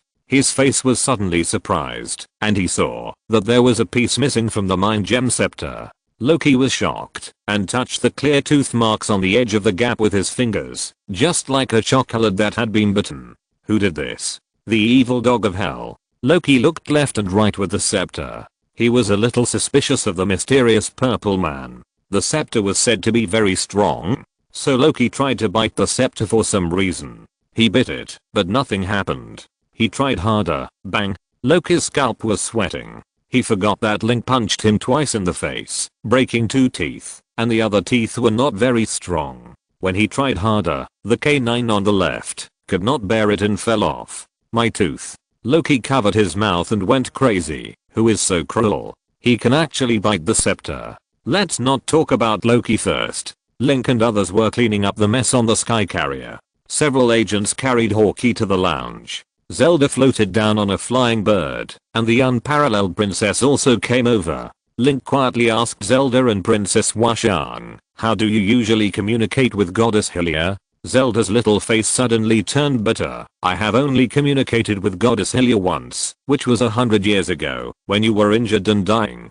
Goddess Hylia gave me very strong power, but since that time, Goddess Hylia has never communicated with me again. Princess Washang said, it's almost the same for me. I have only successfully communicated a few times. It's really magical. I hear a buzzing sound in my head, like a gust of sea breeze blowing through the hollow of the canyon. But I can immediately understand the will of Goddess Hylia. Link also told Zelda and Princess Washang about his situation. Both princesses were very surprised. You said, Goddess Hylia actually had a serious conversation with you? Zelda was a little jealous. I always felt that, although we called her Goddess Hylia, we had never seen her true appearance, voice, and emotions. So the scholars in the court have always had a guess. Goddess Hylia is neither a woman, nor a god, nor a life, but a concrete product of the mysterious order of heaven and earth. Princess Washang also said, yes, there is such a saying in our world. But according to Link's experience, Goddess Hylia actually comforted Link when he was frustrated and depressed, which means Goddess Hylia is also a life with thoughts and emotions like us. Both princesses were a little envious of Link. Coulson was alive and well this time without Loki stabbing him. Nick was accidentally shot in the leg, and Coulson helped Nick over. He nodded to Princess Washang. Princess Washang's extremely beautiful swordsmanship and figure just now had always been the focus of the scene. Nick only heard about it from Hawkeye and Coulson, but seeing it with his own eyes gave him a different feeling. He expressed his gratitude to Princess Washang. If it weren't for her efficient ability to clear the scene, the casualties of S.H.I.E.L.D. agents would have increased 5 times. Rogers came over with Tony, whose armor was torn. Tony almost died in the turbo thruster, and was still a little dizzy. Banner came over with Thor, carrying Pepper on his head. At this moment, except for Natasha who was taking care of Hawkeye, everyone was gathered in the control room. Rogers said, Loki took the scepter, and made a big fuss here. He was caught strangely, and his escape was also strange. There must be a reason behind it. Tony said, no need to guess. Loki must be stalling for time. I just detected the cosmic cube. Carlson was puzzled. All the processor systems here are paralyzed. How did you detect it? Tony curled his lips. You should know that I have the world's best artificial intelligence, Jarvis. This little virus can't do anything to him. Jarvis, help S.H.I.E.L.D. deal with the mess. The surrounding display screen suddenly lit up, and Jarvis' voice came, okay, sir. The surrounding systems immediately restored the system. Tony looked very unhappy. Loki is a guy who likes to show off. He is so boastful. He actually built a space converter on my Stark Tower. The content of the big screen changed and began to show a real-time picture. Tony retrieved the camera of his own Stark Tower and saw a strange device standing up. He needs an audience. He craves attention. So this damn guy is on top of my house. It seems that Link hasn't taught Loki a lesson yet. I'm going to teach him a more profound lesson. Loki stood on the roof of Stark Tower. The space converter has been activated, and it will emit space fluctuations at any time to open a channel to a distant world. On the other side of the channel is a large army of Chitauri, enough to destroy all conventional armed forces on Earth. Loki saw a figure flying upside down from a distance. He recognized it as Tony at a glance. Last time, he was beaten badly by Link, and Loki was so scared that he hugged Tony's thighs. Thinking of it afterwards, Loki was ashamed and hated Tony. Tony flew over, put his hands together, and shot a laser at the space converter, but the high concentration laser was absorbed by a layer of energy protection layer of the space converter. Dr. Eric's eyes turned a strange blue, and he shouted to Tony, impossible. The door to space has been opened. A whole new world is about to appear in front of us. Tony shouted, I believe that a new era will come sooner or later. But I don't want to accept that the new era is unveiled by a magic clown holding my thigh and crying. Loki suddenly appeared behind and below Tony, holding a scepter and pointing at Tony. Chapter 137 Battle of New York. Loki was about to shoot a laser, but an arrow flew from a distance and stabbed Loki's head. Loki looked back and saw Link stepping on a golden and red mechanical bird, approaching quickly with a fighter behind him. At this moment, a strong man wearing a red cape and a hammer spinning like a windmill popped out from the sky above the fighter. Loki immediately turned around and disappeared without attacking Tony. Suddenly, the light in the sky suddenly opened up the sky, as if it collapsed. A black vortex appeared in the center of the blue sky and expanded rapidly. The Chitauri army waiting inside rushed out in flying cars. Tony's face turned pale and asked, "Why are you here so late?" Rogers replied, "Link suggested that we evacuate the innocent people here first and prepare for the war." Tony looked down and saw that the originally bustling street was now empty. Natasha said, "We use the images of Link and Rogers to seize all the networked electronic screens and mobile phones in downtown New York to explain the disaster.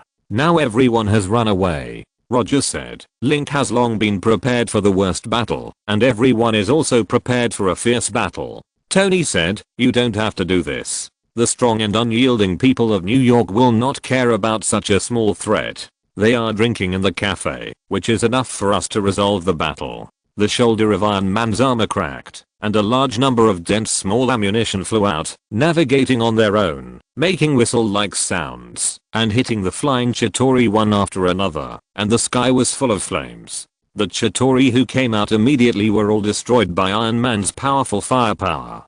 Tony disdainfully said, "That's all you can do." With such a strong man like Link by his side, Tony paid more attention to the research of the battlesuit. The technological level of the battlesuit at this time was far higher than that of the original Time and Space. Firepower and durability are equally important. But Link flew up to the sky on the flying bird, shouting, "It's not over yet." More Chitauri flew out of the black vortex in the sky, spreading out like a drop of thick ink dropped into a glass of clear water. Tony compared his ammunition with the enemy with an ugly face, and found that at least he could kill 31 Chitauri with one shot. So he hurriedly said, "Wait for me, I'll go down and change clothes." He flew back to the control room to find a battlesuit that was still in the experimental process. Thor swung his hammer and flew to find Loki to settle the score. Natasha also drove a fighter jet and rushed into the sky to face the army with Link. Link summoned a bow and his hands moved quickly like dragonfly wings. One after another, ice arrows flew out and hit the Chitauri's head accurately, and the Chitauri fell one after another. The fighter planes also opened fire, and a large amount of artillery fire was sprayed. But whether it was Link's bow and arrow or the fighter's gunfire, the coverage area was too narrow to destroy so many Chitauri. The army surrounded Link and the fighter like mad bees. A fearless Chitauri drove a flying car and crashed into the fighter's turbo propeller. Boom. Flames burst out. The plane circled and fell to the ground. Link looked at the large number of Chitauri approaching and thought to himself, I don't need to find them one by one. Just as the Chitauri came quickly and surrounded Link. Behind Link, a blue flame was thriving, and a tall red-haired woman floated behind him, with her right hand reaching to the sky. Click. A snap of the fingers was made, and the crisp sound spread throughout the sky. Suddenly, thunder rumbled, the sky was bright and dark, and a terrifying lightning bolt was born from the center of Link's body, instantly expanding to a radius of 300 meters. The Chitauri who were rushing around suddenly stopped their momentum. Blue electricity flashed on their faces and eyes, and then their hearts stopped beating, and their eyes opened with chaotic pupils. They fell to the ground one after another like shaking an apple tree. Link's body was weak, and the sudden release of such a large range of electricity made him a little overwhelmed, and then he disbanded a Zappo. He heard a muffled sound from above his head, as if he was shrinking in the lungs of a giant. When he looked up, a black giant turtle crawled out of the vortex of time and space, and it looked slow, but it was actually rushing down at a very fast speed. Link took a deep breath, and suddenly blue flames appeared on his shoulders again, this time with a loud roar. Ha! A huge khaki figure appeared behind Link, and the Drum Tribe hero Dalka shouted, "Fight, Brother Link." Link said HMM, and shouted to Zelda, "Control the bird to climb up." At this moment, Zelda walked out of the damaged fighter plane, looking at the sky that looked like a hornet's nest, and immediately shouted, "Okay." Pepper, wearing a small Iron Man armor, flew out, looked at the monsters in the sky, hesitated for a moment, and wanted to hide back in the fighter plane. Princess Washang hurriedly grabbed Pepper and said, "It's not safe inside the fighter plane. I will protect you and Zelda." A large number of Chitauri quickly rushed over, and there was more than one group. Princess Washang's soft golden long hair moved without wind, as if it had magic, and the long sword in her hand made a chirping sound. Her eyes seemed to have become a source of light with a strange luster. The aura of the whole person collapsed, and then burst out. With a tap of her toes, the Washang princess leaped up, holding the sword, and floating in the air for a short time. Both hands held the hilt of the sword at the same time. Then, a slash. With a whistle, a sword energy like a bridge broke away from the sword body and rushed out, like a white wave advancing from the sea, washing towards the invading Chitauri. Swish. In an instant, the group of Chitauri who were attacking were split into two halves. And on the straight line affected by the sword energy of the Washang princess, all the enemies were torn apart and broken into two parts. No matter whether it was the flying car or the Chitauri themselves, no one could stop the sword energy of the Washang princess. Roar. Banner raised his head and immediately transformed into Hulk. He shouted, turned around and stretched out his thick green arms, picked up the scrap fighter, and the muscles on his body were swollen into pieces, and fine wrinkles were formed. The ground under his feet collapsed in two pieces, and broken asphalt covered the top of his feet. The Chitauri, who were split into two, continued to charge forward fearlessly. Hulk held up the scrapped and smoking fighter and threw it at them. Hawkeye said, "I'll add more fire." He raised his bow and shot an exploding arrow into the part of the fighter where the oil was stored. Chapter 138, Never Learned. Third update. The fighter plane collided with the group of Chitauri who were attacking. The explosive arrow pierced into the oil storage area and detonated it at once. The flames instantly spread throughout the fighter plane, and then a large amount of flames rushed out, sweeping a large number of Chitauri around and detonating them together. Princess Washang held a rapier and slashed it several times in a row. A large number of small sword energy sprayed into the air, destroyed a large number of participating Chitauri who approached Zelda. Turning his eyes to the sky, Link suddenly jumped up, stepped on a Hylian shield, detonated the bomb, and rushed up quickly. In his hand, Mistidin was infused with the power of Darkle and detonated directly. Link took out the royal sword that had not been used for a long time and rushed into the air. The power made Link's muscles swell and uncomfortable, as if he would explode if he didn't vent it. From a distance, Link's small figure, even holding a big sword, in front of the Chitauri giant turtle, it seemed quite small. It was not even 1/3 of a tooth of the Chitauri giant turtle. Link flew into the mouth of the Chitauri turtle, and his body spun violently. Under the explosion of Darkle's almost endless power, it was like a propeller running at full speed into a straw field. Link's body spun, and the sword also spun. The sword light sprayed like fireworks. Wherever Link passed, whether it was the Chitauri hidden in the body or the hard structure inside, they were all cut off one after another where Link's sword passed, and Link could not stop him at all. I saw that in the sky, the Chitauri turtle, that seemed to cover the entire sky, suddenly stagnated and stopped in midair. Then it began to explode from its mouth, and continued to its tail. And Link's figure, with blue flames, broke out of the back of the Chitauri turtle, and leaped into the sky. Link panted and looked down. I saw the giant turtle exploded in the air. Link seemed to have attacked something that would cause an explosion, and it detonated the giant turtle. Link's body fell rapidly, passing through the flames under him, falling to the ground. Link shouted, "Tony, have you changed your clothes? Come and pick me up. You've fallen from high altitudes quite often." A brand new Iron Man flew over from Stark Tower. Compared to the previous model, it was more rounded and streamlined like a sports car. The hardcore mechanical feeling of the past was much less. Tony rushed over and hugged Link. Then he landed on the ground. Iron Man's shoulder armor popped open, releasing a large amount of ammunition, which gushed out. The smoke created gave Tony 2 more wings. Link faced the air, and a large number of Chitauri poured out like a flood. There were also several Chitauri giant turtles that Link had just managed to blow up. Link was not idle in Tony's arms.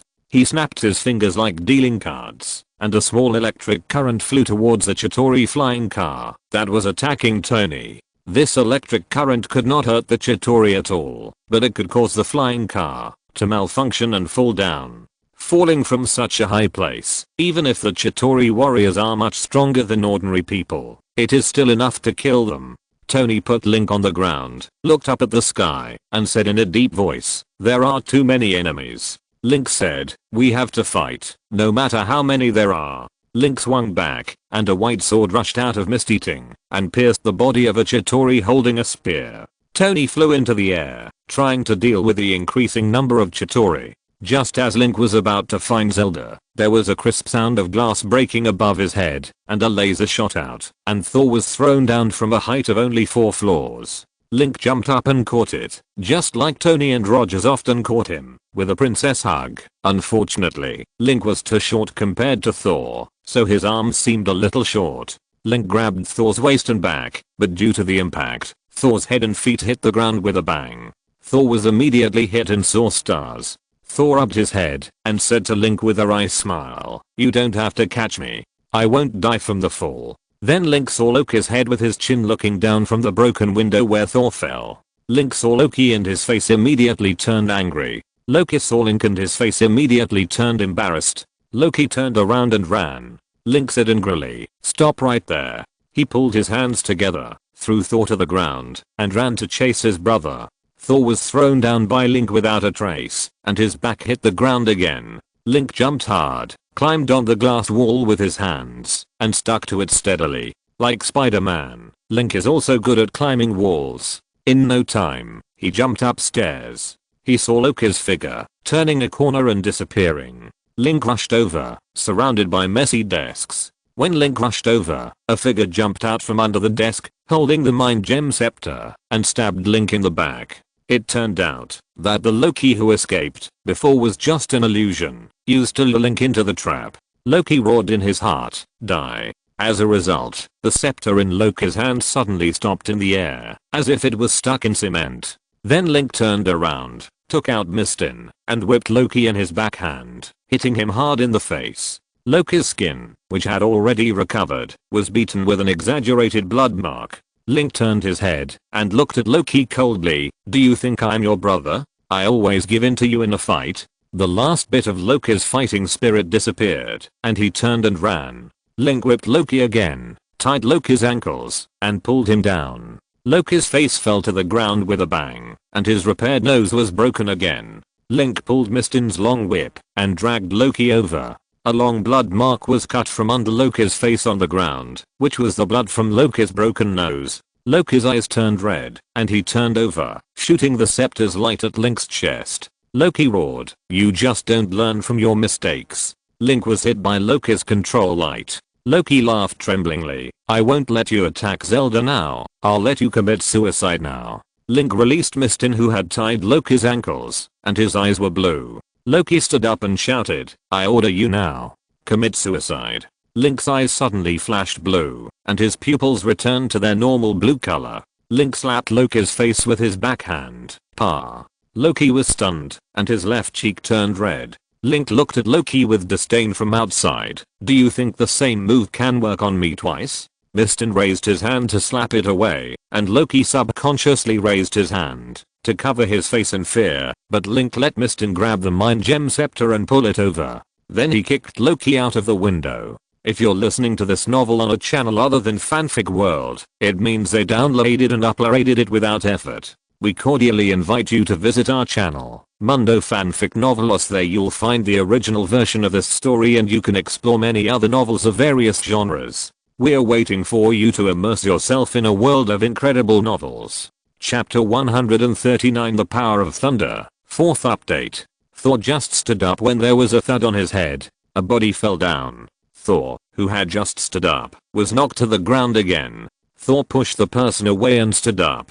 It turned out to be Loki. Loki smiled and said, "Brother."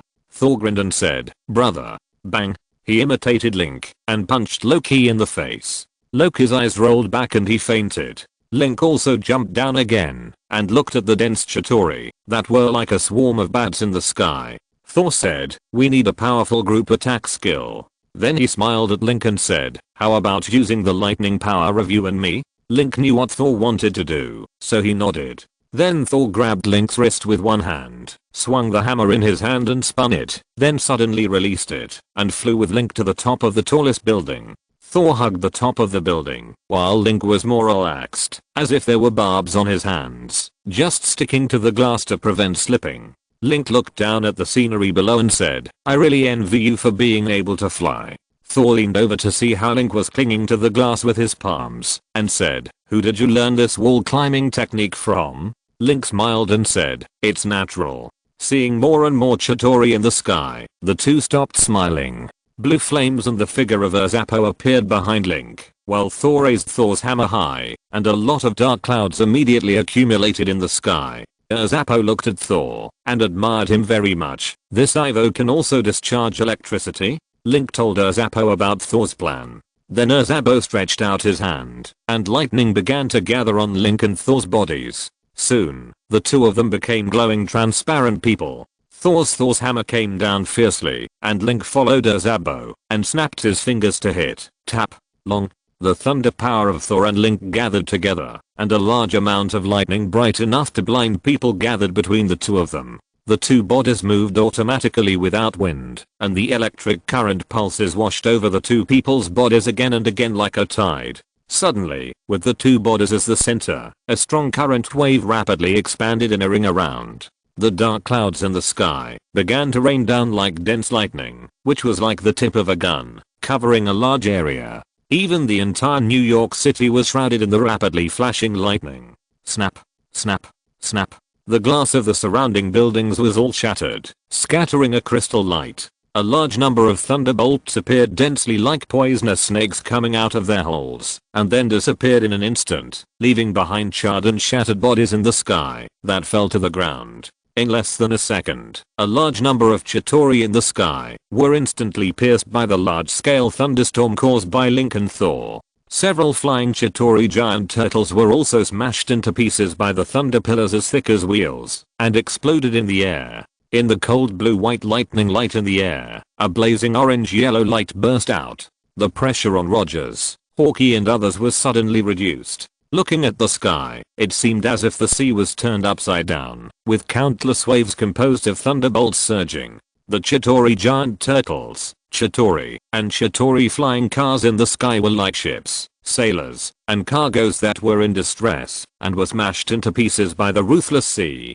Link was stunned when he saw the red and yellow figure in the distance. He said in surprise, "We forgot about Tony." Thor slapped his head and got anxious. He shouted, "Tony, fly down." Oh. He's covered with conductive metal. Tony attacked the Chitauri everywhere in the air. He was fighting hard. Suddenly, his whole body was white, and he couldn't see anything. The surroundings were full of strong lightning element, which wrapped the Chitauri and Tony. With a flash of light, the Chitauri turned into strange and shabby bodies and fell down. Tony heard Jarvis report, "Sir, the energy storage has reached 300% now." Although Tony's Iron Man was made entirely of metal, the energy conversion device was so strong that the lightning attacking Iron Man was absorbed by Tony's suit. It was difficult to kill Tony and Iron Man with lightning, unless a stronger current was used to blow up Tony's reactor. Tony opened his mouth wide and saw Link and Thor lying on the building, looking at him anxiously. So he flew over and shouted, "Thank you for charging me." Tony secretly complained in his heart, "It seems that I, the boss of a leading company in the new energy industry, have encountered two powerful enemies." The two breathed a sigh of relief. Link also realized that in the original plot, Tony had absorbed all the power of Thor's hammer. The three of them had not relaxed for long. From the black vortex in the sky, a huge army of Chitauri rushed out again. "Oh!" Tony shouted, "Too many. Do you two still have any power?" Link snapped his fingers, and a cluster of small electric sparks flashed from his fingertips like a lighter, and said, "That's all." Thor smiled and looked at Link's fingertips, then patted his chest and said, "I'm Thor, and my power is endless." Thor swung his hammer again, summoning the remaining power. Summoning a large amount of thunder power, he was alone, with Thor's hammer as a fulcrum, and the white snake-like current rushed out, like a net, sprinkling on the Chitauri who rushed out of the black vortex again. Boom. Thor's hair flew, his cape fluttered, and he looked extremely handsome. Zzzzzz. Large numbers of Chitauri were electrocuted and fell down, like dumplings. But the black space vortex seemed to have endless monsters in it.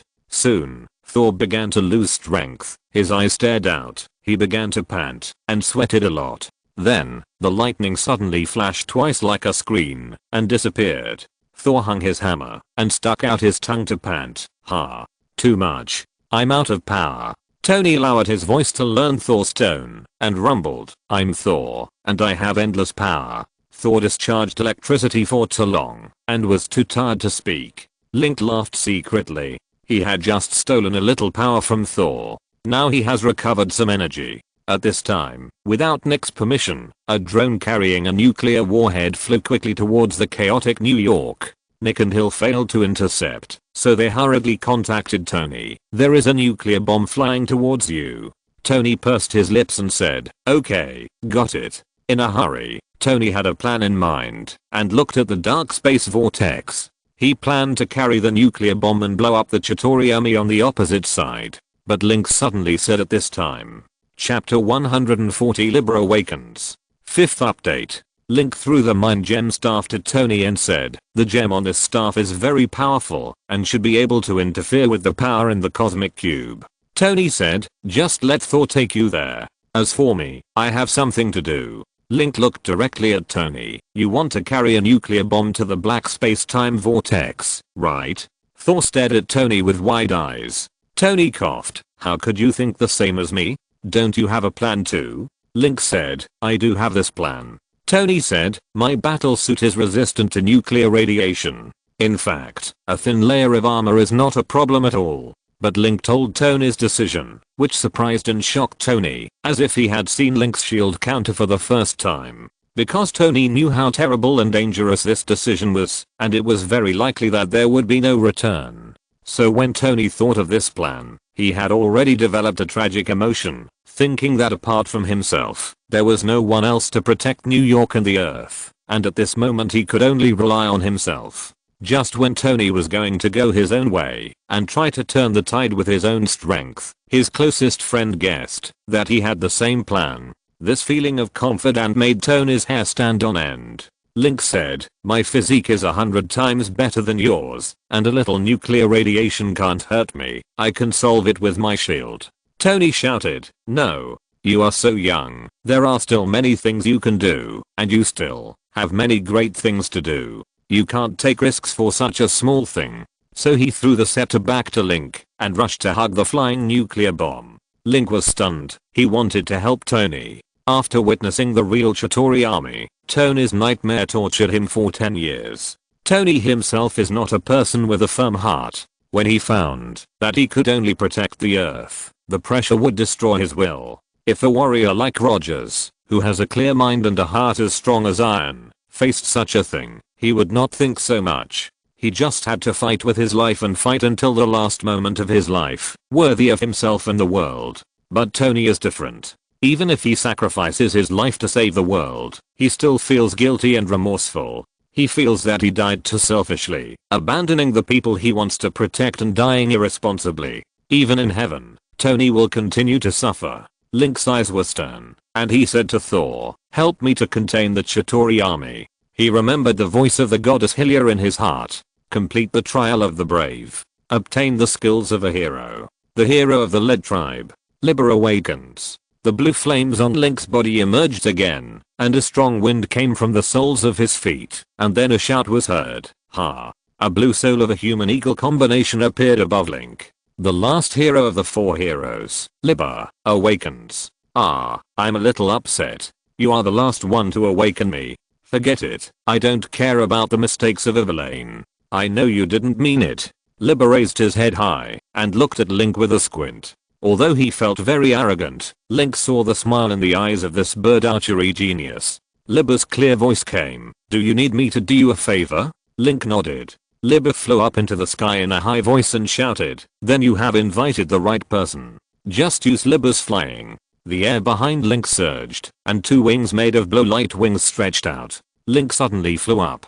Thor was shocked. Link, you can fly. Link shouted, the enemies in the sky are left to you. He rushed down in a hurry, feeling the strong wind caressing his face and the feeling of his hair being gently torn.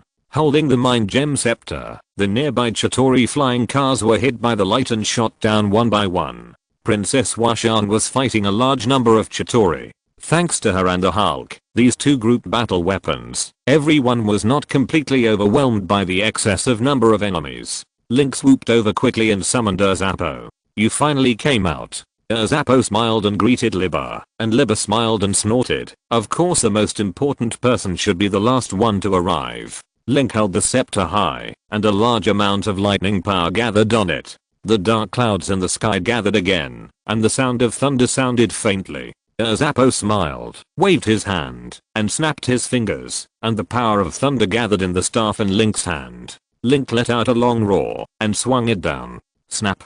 A lightning bolt that broke the sky. The white thunder danced like a white python, and scattered into the crowd of Chitauri below. The electric column hit the crowd and spread out instantly. Time seemed to stand still. The bodies of the Chitauri suddenly stopped, and they were stunned for 2 or 3 seconds. Suddenly, a large amount of electric sparks came out of their facial features and chests, and they fell to the ground with convulsions. Natasha said, he seems to have completed all the work of several of us in 1 second. Hawkeye smiled and said, we have time to have a cup of tea. All of a sudden, all the enemies on the field were temporarily cleared. Link came down, picked up the 2 princesses in each hand, and flew back up to the sky. Libra smiled and greeted Zelda. Long time no see, little princess of the Hylians. Then, who is this? Libra was referring to the Princess Washan. Seeing Link hugging people on both sides, his eyes became playful. The Princess Washan introduced herself generously. I'm also Zelda. Hello, Libra. I heard Zelda mention you. Libra said, ah. Link brought the 2 princesses to the roof of Stark Tower, handed the scepter to Zelda, and said, insert the scepter into the space converter, and you can close the big hole in the sky. Look. Tony is going to carry a bomb into the space vortex to detonate it. We have to protect Tony, so that he can return safely. Link put on headphones and said, contact me when the time comes. Then he flew up to find Tony. In the original plot, Tony carried a nuclear bomb. to blow up the Chitauri army, and he was able to survive because of good luck. Because surviving and winning the battle is due to luck, Tony is very wary of foreign invaders because luck is ethereal and unreliable. Tony doesn't know whether the goddess of luck will favor him in the next crisis. When only you can save the world, but find that you are not qualified, things will become very scary. The future Ultron and Sokovia Accords were born on this basis. At this time, someone needs to rush up and stand with Tony. Don't let him face this kind of thing alone. Tony can't be left alone. Thank you Lily Shooping for your 1000 starting coins. Thank you I'm heartbroken, I don't say, for your 500 book coins. Thank you Zyanatang 246 for your 100 starting coins. Thank you Minecrafter for your 500 starting coins. Chapter 141 to Sword Lights. Tony saw Link flying towards him with 2 wings made of light on his back. Tony's face twitched and he muttered, "Huh, Link can fly. Is this surprising? Hasn't he done this many times?" Link was clever and quickly mastered the essentials of flying, but he still seemed a little flustered in the high-speed air sprint, and his body swayed from side to side. Iron Man directly bypassed Link, swung out a big arc, deflected, turned up, and stabbed towards the black space vortex. Link contacted Iron Man with the headset. "We found a way to stop the space converter." Tony replied, "Then I will also give this nuclear bomb as a big gift to these friendly and kind alien tourists." A large number of Chitauri also noticed Tony's strange movements, so they rushed over like crazy wild bees. Tony shouted, "Help me, Link." Just as Link took out Mistidin, he heard a huge electric screen in the sky falling, defeating the Chitauri army rushing towards Tony. Thor raised his hammer and shouted, "Go." But then Thor was surrounded by more Chitauri, swinging his hammer and hitting them randomly. Then 2 giant Chitauri turtles also rushed towards Iron Man. Link held the sword with both hands. Ha! With a roar, Darkle appeared behind Link and shouted, "Fight." Libber also spread his wings and shouted, "Don't worry, Link, with my protection, no matter who it is, they will land safely." Link's wings accelerated, and like a burning light, a long strip of bright white light hung behind him. At this moment, Link was like a meteor, rushing forward without hesitation. Holding Mistidin high, Darkle's power was contained in it, and Zabbo's lightning was also coiled around it. Crack. With a shocking sound, a very long and wide sword light broke out from Link's sword. Even from a kilometer away, one could clearly see this pure white sword light that contained great power and was like a dream. Snap. Link's Mistatin was broken again, and the branches began to repair themselves as soon as they pulled out. The sword energy was right above Link's head, rapidly magnifying. The Chitauri giant turtle collided with the huge sword light without making any sound. Its body was split into 2 parts by the unprecedented sword energy, separated from the head. The sword energy pushed forward and flattened the giant turtle as big as a stadium. Link was already a little exhausted, but there was still a Chitauri giant turtle on the field. The Chitauri giant turtle didn't seem to know how to be afraid. After its companion was cut in half, it exploded. The explosion and fire affected the giant turtle. Its body swayed for a while, but it still opened its mouth to bite Tony. Just when Link felt a little powerless, there came a calm and gentle voice like snowflakes. Turning back to ask about a familiar fragrance, and saw the Washan princess climbing up on the flying bird. But the Washan princess was obviously a little afraid of heights, so she half knelt and half crouched on the broad back of the flying bird. Princess Washan's sword also turned pure white. She looked a little nervous. She forced a smile at Link and said, "Leave the giant turtle to me." Then she stared at the giant turtle rushing down. Link and Princess Washan, who were flying at high speed, were hidden under the shadow. Princess Washan's hair was pulled straight by the wind. She stood up very gracefully, took a deep breath, and stood with her legs together, as if she was ready to dance. The glowing sword was leaning on the back of the flying bird, and her body and the sword were in a straight line. Princess Washan let out a light whistle, and her breath suddenly restrained, and then burned like a gunpowder explosion. Princess Washan twisted her waist, dragged the sword from top to bottom, and chopped vertically upwards. Her movements were like playing badminton. I saw a sword beam that was only slightly smaller than Link's sprinting into the sky, as if it was suddenly born. The sword beam was so big, compared with its creator. It was like a bridge and the pedestrians on the bridge. The sword gushed out, carrying a strong wind, and Link and Princess Washang's long hair flew wildly. Suddenly, a straight crack appeared in the shadow above their heads, and another giant Chitauri turtle was cut in two by Princess Washang's full-strength attack. The two people's fluttering golden hair emitted a faint glow in the reappearing sunlight. Princess Washang looked at Link with a smile and exclaimed softly, "This is all I can do. You must return safely." Princess Washang spoke a little slowly, and it was obvious that the consumption of the huge sword light made Princess Washang very uncomfortable. Link nodded and accelerated his wings again to keep up with the speed of Tony above his head. Princess Washang drove Link higher and farther and soon became a small dot. "Link, I wish you peace." Zelda's nervous voice came from the bird. "Zelda, hold on, I'll take you down." The bird stopped sprinting, and Princess Washang quickly crouched down and hugged the bird's slender neck to prevent herself from falling off the bird during the rapid descent. When flying up, Princess Washang had not dared to look down, but now she had to look down in this position. The city below was like a dry riverbed, piece by piece. Princess Washang, on the other hand, clearly looked at the curved line between the sky and the earth around her and couldn't help but feel a little scared. Zelda asked hurriedly, "Are you afraid of heights?" Princess Washang closed her eyes tightly, her whole body stiff. Her ears were full of the sound of the strong wind, and she could barely hear the sound coming from the bird sounder. Princess Washang reluctantly said, "I just discovered it too." Link was like a satellite, flying around Tony at high speed. All the Chitauri who rushed over were shot down by Link, and he was soon stained with a lot of Chitauri blood. Compared with the original plot, this time, due to Thor and Link's charging, Tony's armor was fully charged. So Tony didn't need to enter the black vortex, he just needed to throw it in from the outside of the time and space vortex. Although the Chitauri army that appeared this time was far more than in the original plot, but with the addition of Link, Princess Washang and others, the situation has been much easier. But Link is always troubled by a sense of crisis. Ganon? He and Tony are approaching the black vortex quickly. As long as they throw the nuclear bomb in and let Zelda close the space converter, the matter will be over. But at the end of the story, Ganon has not appeared. Link feels very uneasy. Although Ganon has not woken up yet, Ivan and Loki were disturbed by the power of Ganon's curse. And in the most critical New York battle, why did Ganon disappear? As if he was off work. Tony rushed to a high enough height and let go of the nuclear bomb with both hands. Let the nuclear bomb spray flames and shoot towards the black vortex. Chapter 142 Adding fuel to the fire. Link and Tony watched the nuclear bomb fly alone into the black space-time vortex, and also saw a lot of fire coming from it.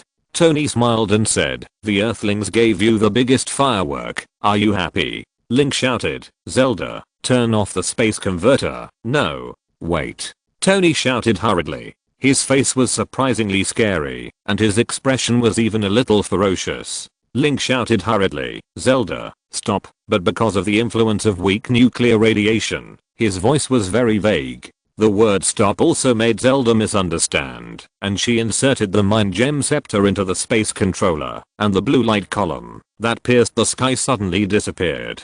Zelda said in a rather flustered voice, "Oh, okay. I stopped the spacecraft." Link was also a little flustered and asked Tony, "Oh, my fault, just stop it." "What happened, Tony?" Tony shouted, "Those bastards from the World Security Committee actually launched all the remaining nuclear bombs on the sky carrier, a total of 3, to New York City." Link's face turned pale. Tony also cursed, "Damn bald head.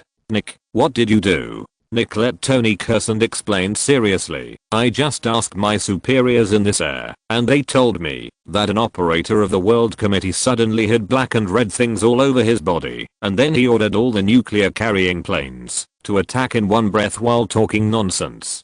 Tony smacked his lips. "That guy must have been controlled by Ganon." Nick said, "The madman has been killed on the spot, but the fighter plane has already fired the nuclear warhead.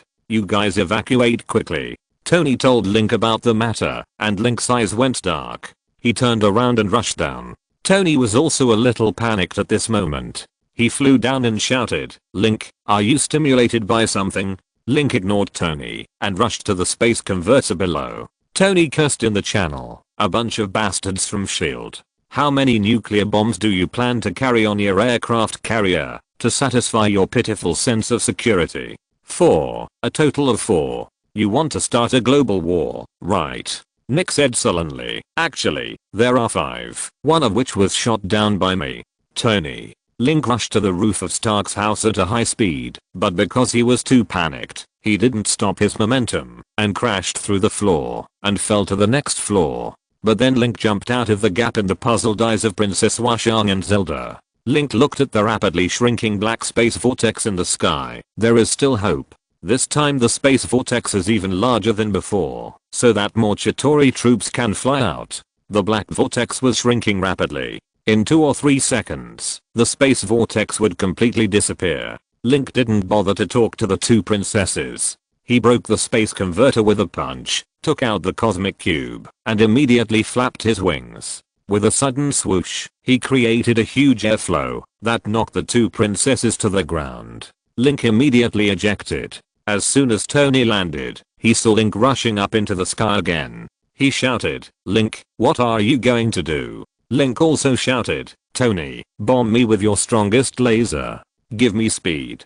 Tony reacted very quickly and knew what Link wanted to do. He stretched out his hands, and the 2 lasers merged into one, attacking Link. Rogers, Natasha and others watched in surprise as Link soared into the sky. A laser was even faster and rushed away. Link put the Helia shield under his feet, and the laser hit the shield. There was a strong thrust under his feet, and Link's flying speed was even faster. Tony shouted, "Turn the power of the laser transmitters in both hands to the maximum, and use up all the energy in your body." "Sir," Jarvis warned, "the laser devices in both hands have overheated. If you increase the power, your hands will be burned." Tony's face was grim. "If it burns, it burns. At worst, I can put on 2 prosthetic limbs and be a real Iron Man. Give Link enough thrust, quick." With the combined acceleration of Tony's energy transmitter stepping on the shield to propel him, and his own wings flying, the speed was so fast that even Link, who was as strong as he was, felt that his face and shoulders were about to burn. Not even a little bit. Link looked at the space vortex in the sky, which was only a small black dot left. He could no longer catch up, so he gritted his teeth and threw the cosmic cube in his hand. The blue cube hit the last traces of the space vortex. Link shot an arrow with a bow and hit the cosmic cube, and the shell exploded. Suddenly, a circle of light blue lights whirled around, and a small blue gem was stimulated by external forces, and immediately released a huge amount of space energy. The space vortex, that was originally shrinking to the point of disappearing at any time, was expanded again. Link looked at another world with his eyes, as if he could feel someone's observation. Tony's armor on both hands suddenly exploded, and his palms were severely burned. But Tony laughed and shouted, "Oh, well done. Link has opened the space vortex again." Link was flying at high speed. The situation was urgent, and his whole body was soaked for a while. His risky attempt finally succeeded. Suspended in the air, one hand stretched out missed it in, bound and held the space gem, and the other hand also stretched out, opened 5 fingers, and an energized colorful U-shaped magnet appeared in front of his hand. 3 nuclear warheads flew quickly, and the power of the magnetic grabber quickly stretched out. Link could only control a piece of metal at the same time, so the magnetic grabber grabbed the nuclear bomb in front, controlled the deviation of the nuclear bomb, and turned upward in an arc, almost brushing Link, and entered the space vortex. Bang! A burst of light like electric volts came from the black vortex. Everyone who saw this scene, whether they were there or watching through the camera, had their hearts pounding. Only Link was on edge, not even having time to catch his breath. He controlled the second nuclear bomb to deviate from its trajectory, also in an arc, brushing past Link and into the space vortex, and the sound and light of an explosion were heard again. Thor raised his hammer high. "Okay.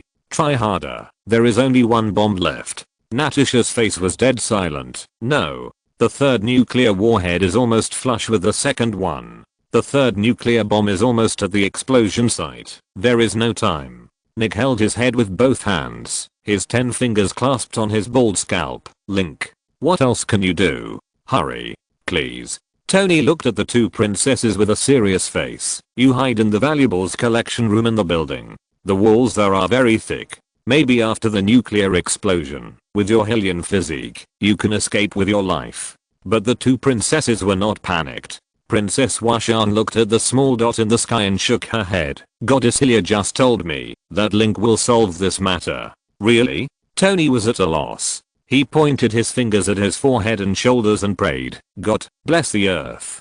Although Link is not from Earth, and is not your responsibility, please, for my sake, please bless him too. Chapter 143, Master Sword. Third update. Link pulled back the space gem that Mistin was wrapped around. Without the power of the space gem as support, the space vortex collapsed back again. His body turned upside down and fell rapidly diagonally downward, making a dive. He stepped on the shield and threw down 2 bombs to detonate them continuously. His speed suddenly increased by 2 steps. It seemed that Link was about to hit the flying nuclear bomb head on. Tony was stunned and asked the two princesses, what is Link going to do? Zelda and Princess Washan understood at the same time and laughed. He wants to shield counter. The distance did not allow Link to use the magnetic grabber to change the direction of the nuclear bomb, so Link directly decided to deflect the direction of the nuclear bomb himself. At this moment, he came to the track of the nuclear bomb sprint, and the nuclear bomb could explode at any time. If it exploded, Link would be dead.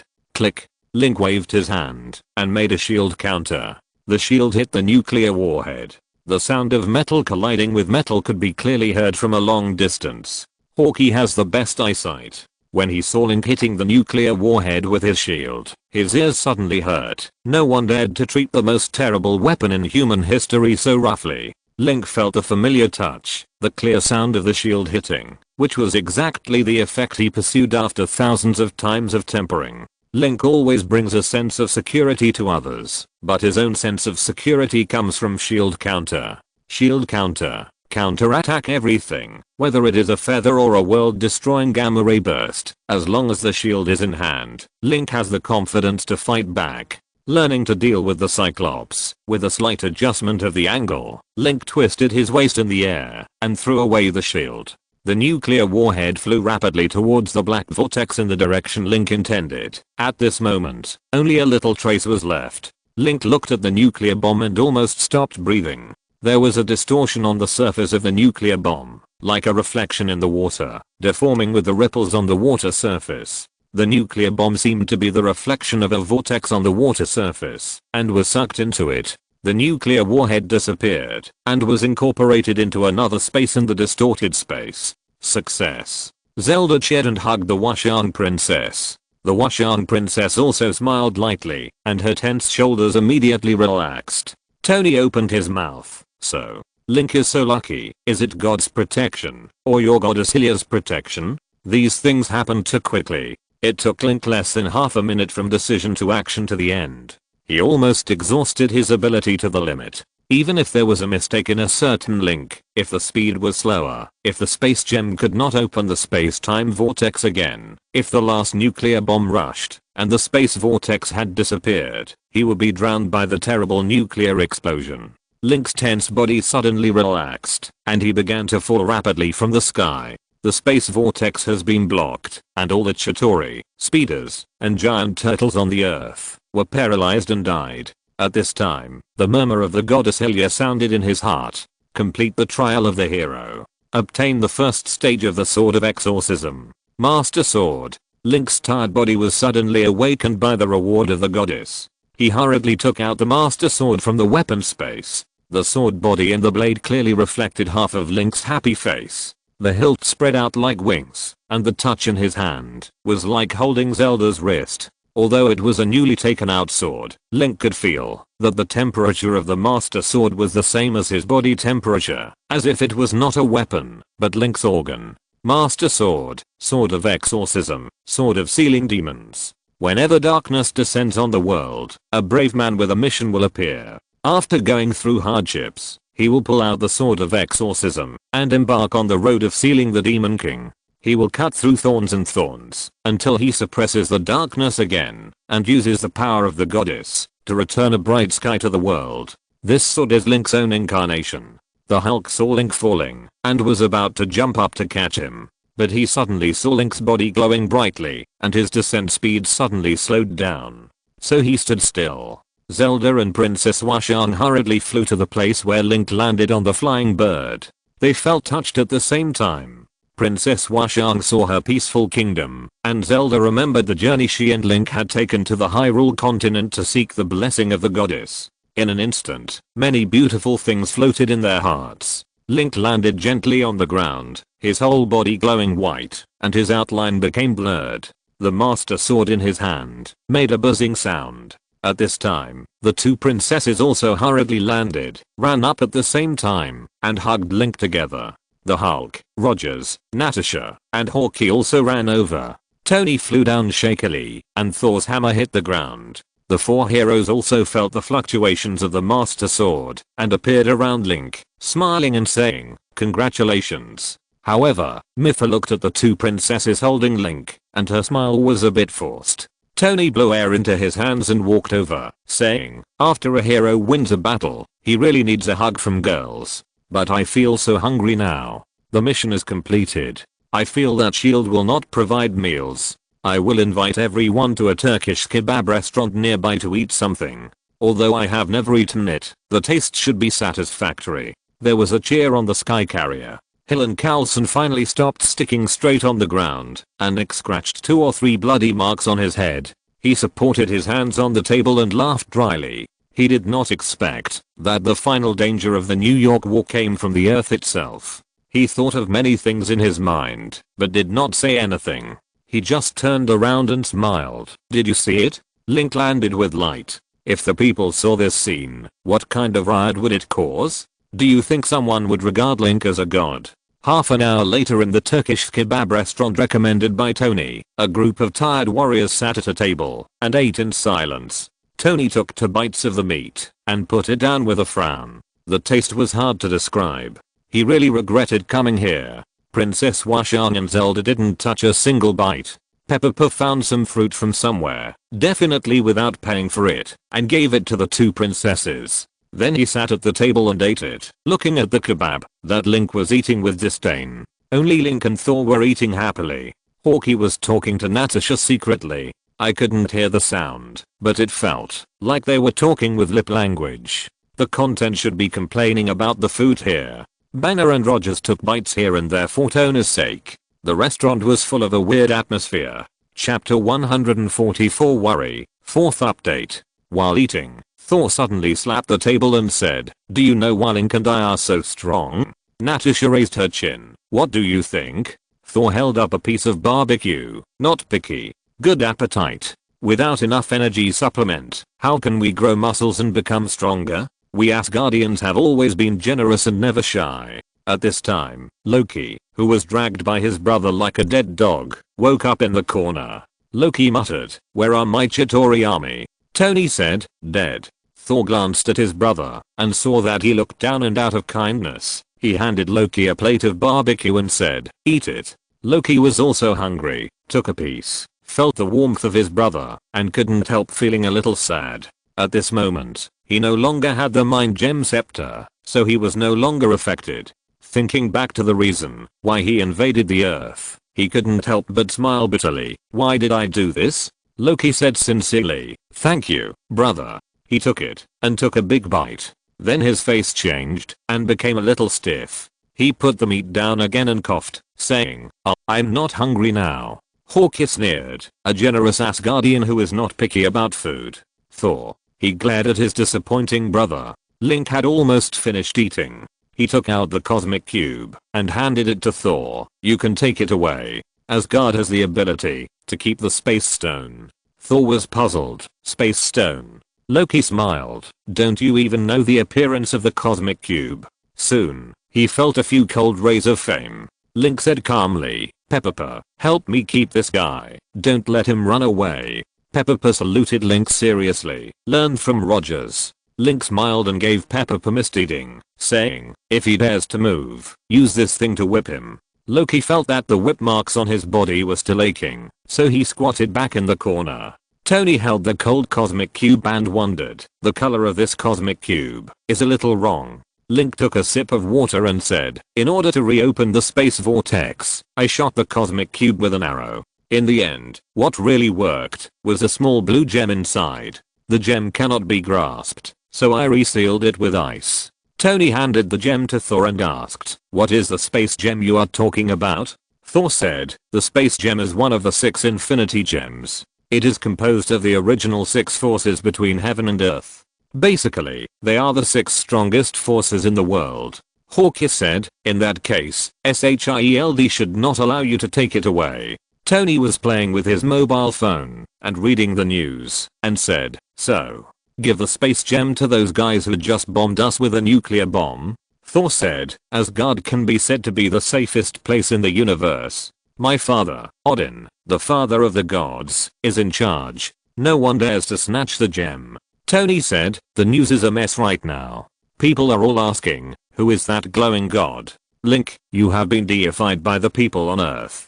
Banner said sullenly, I hope people will see my performance and stop trying to catch me. It's time for me to wander again, and this time I plan to go to South Africa. Tony and Rogers looked at each other, and Tony said, you don't have to run away. We are the Avengers, we are one, and I will not allow my friends to be chased around the world after saving the world. This is not fair. Tony pointed to the Stark Tower outside the window. I will change the Stark Tower to the Avengers building. It will serve as our Avengers base of operations. It has been proved that Nick is right. It takes a team of powerful superheroes to protect the Earth, and after the Earth is destroyed, the Avengers will help the Earth to avenge itself. Rogers said, after being unemployed for so many days, I finally found a new job. Hawkeye said, I want to get double salary. Thor smiled and said, I agree. Although I will be returning to Asgard soon, I should have a share in the Avengers. Thor looked at Banner and said, you can live in the Avengers Tower. Zelda hopes to see you all the time. While everyone was talking, Loki's eyes were on the Mind Stone scepter on the table. He planned to find a chance to take it back. Suddenly, Pepper, who was eating an apple on the table, turned around and stared at Loki with his bright eyes. He jumped up and waved the mistletoe branches and shouted, what are you looking at? Loki subconsciously shrank his body. Natasha looked at Loki vigilantly. What else do you want to do? Loki shook his head. Oh no, can you give me a chair? This gentleman. He sat on the ground and asked the passing store manager for a chair, but the store manager walked by with a broom and said, pooh. Loki was itching to take the space gem away. Immortal. Natasha said, since you want to take the space gem, then give the scepter to our SHIELD. Thor nodded, no problem. Loki raised his hand. I have a question. Rogers looked at Loki coldly. You have too many questions. Loki pointed at the Mind Gem scepter cautiously. This scepter. Who wants a bite? Hulk. Tony. The second boy next to me with healthy teeth. Loki looked at Link next to Tony. He was sitting in between the 2 princesses. The 2 princesses were busy feeding Link. The scene was a bit sweet and corny. As soon as Link raised his eyes, Loki quickly dodged his gaze and said, oh, that's how it is. I'm not surprised at all. Banner said, the crisis is over. I can finally be safe. Looking at Zelda's sweet look, Banner was reminded of his ex-girlfriend Betty, and he was a little discouraged. At this time, Natasha smiled at Banner and said, what are you thinking about? Tony clapped his hands together. Banner. We can cooperate on many projects. It turns out that even aliens are afraid of nuclear bombs. It shows that the power of technology is still very useful. Although Tony did not enter the black space vortex, he also vaguely saw how huge the army was in the opposite time and space. There are only a few people in the Avengers. If it weren't for Link's rescue, but a direct head-on battle, the hope of victory would be very slim. Tony thought about his Iron Man, and planned to use the power of technology to create an Iron Man Corps. Only in this way can he truly resist an army of the size of the Chitauri. Chapter 145 2 people, 1 life, 5th update. After a dinner that was not satisfying, the group separated. Natasha and Hawkeye left together. Rogers left alone. Thor took Loki and flew back to Asgard. Tony, Link and others returned to the center of the battlefield, Stark Tower, with Banner. In fact, it was hard for Link to imagine how Rogers went home in a blue dynamic battlesuit. After a world-shaking battle, the hero rode a motorcycle home, took a shower, and changed clothes as usual, and turned on the TV to watch variety shows. This feeling was too inconsistent. Zelda helped Tony take care of his burned hand, while Tony grinned and wondered. It's strange. Link didn't seem to be injured in this battle. Mipha also floated out and said faintly, it's really strange. I don't know what excuse to come out. No, I don't want Link to get hurt. Link, don't get me wrong. Link shook his head. No. What do you and Libba do when you don't accept my summons? Mipha said. The three of them are usually sleeping or chatting with each other. As dead people, we sometimes don't understand the difference between sleep and eternal sleep. We always fall into a coma unconsciously and even feel that seeing the world again will be full of pressure. Link's mood darkened. The four heroes were defeated by Ganon 100 years ago, and their souls were locked in the beast and could not be freed. They waited alone for 100 years before they were freed under Link's sword. Compared with the four heroes, they went through a long process of enduring loneliness and relying on loneliness. Zelda smiled and bandaged Tony's palm. Link couldn't help but look at Zelda. This lovely girl who seemed to never grow up, like the four heroes, had endured 100 years of loneliness. Compared with the other heroes who had been in deep sleep and death, Zelda had to fight desperately to survive and fight against Ganon's power, and persisted until Link walked into the palace. Link thought that his will was extremely strong, and he was not afraid of thousands of tortures, but he still couldn't imagine whether he could endure the suffering Zelda had suffered in the past 100 years. The Mind Gem Scepter could control even a warrior like Link, but Link had a feeling that the Mind Gem could never control Zelda. He still remembered Zelda's reunion with him after defeating Ganon, their tentative conversations, their hugs, and the first time he tasted food after 100 years, a baked apple. Zelda chewed the food carefully, as seriously as if praying to the goddess Hylia, closed her eyes, carefully used her tongue to experience the soft flesh and sweetness of the apple, felt the long-lost swallow, and sniffed the remaining fragrance on her fingertips. Link will never forget that calm but moving scene. Zelda noticed Link's gaze and looked up at him. Her slender willow leaf eyebrows were slightly wrinkled in confusion, and a smile spread out from the corners of her eyes and mouth at the same time. She asked Link, "Is there something on my face?" Tony joked, "What's so strange about a boy looking at a girl?" "Okay, Zelda, you're going to wrap my hand into a volleyball soon." Banner changed into a new set of clothes and sat on the sofa drinking tea. He was a little restless because he didn't know if anyone would come to kill this ferocious and uncontrollable monster of his. After all, as a dangerous person, he was used to hiding. Sitting in the center of the world openly was a little bit unswearable. Princess Washang leaned against Link and played with Link's Master Sword carefully. But the Master Sword seemed unfamiliar to Princess Washang. It felt cold to the touch, and it didn't chirp or glow. But these couldn't stop Princess Washang's love for the Master Sword, the legendary Exorcist Sword. The appearance of the Master Sword was a good omen in the eyes of the Washang Princess.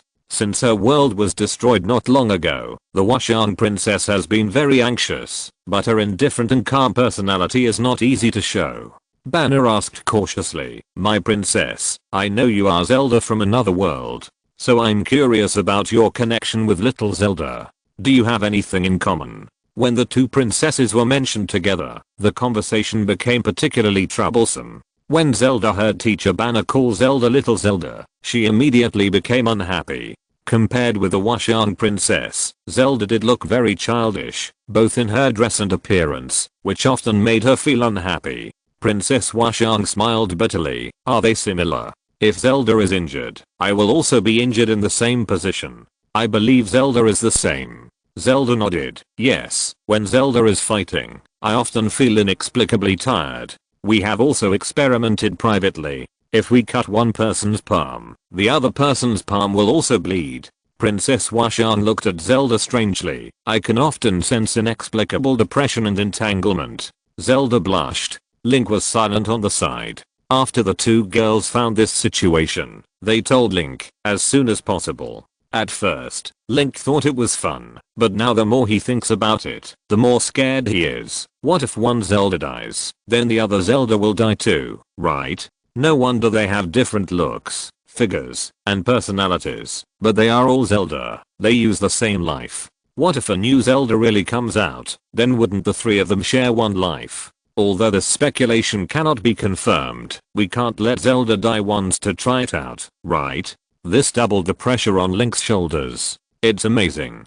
This is a very meaningful research topic, Banner exclaimed. Tony muttered, soul connection? Then how can the me in another world solve the troubles in my heart? I hope that the me in another world can transmit some information to me. But I advise Banner to give up focusing your research on Link and the others. Some of their things cannot be explained by science at all. I have tried. You can study stretchable clothing materials and make a piece of clothing that can be worn by Banner and Hulk. After all, every time you transform, your thighs are always cold and uncomfortable. Jarvis said at this time, sir, the World Security Committee called. Tony sneered. It's definitely about Banner and Link. I will not give in on this matter. Tony stood up, carrying 2 volleyballs. If the Yellowstone volcano had life, these people would also go everywhere to make trouble at the risk of detonating the volcano until the Yellowstone volcano obeys their will. Someone once accused me of monopolizing the arms business, but these people who throw nuclear bombs indiscriminately are monopolizing justice and safety.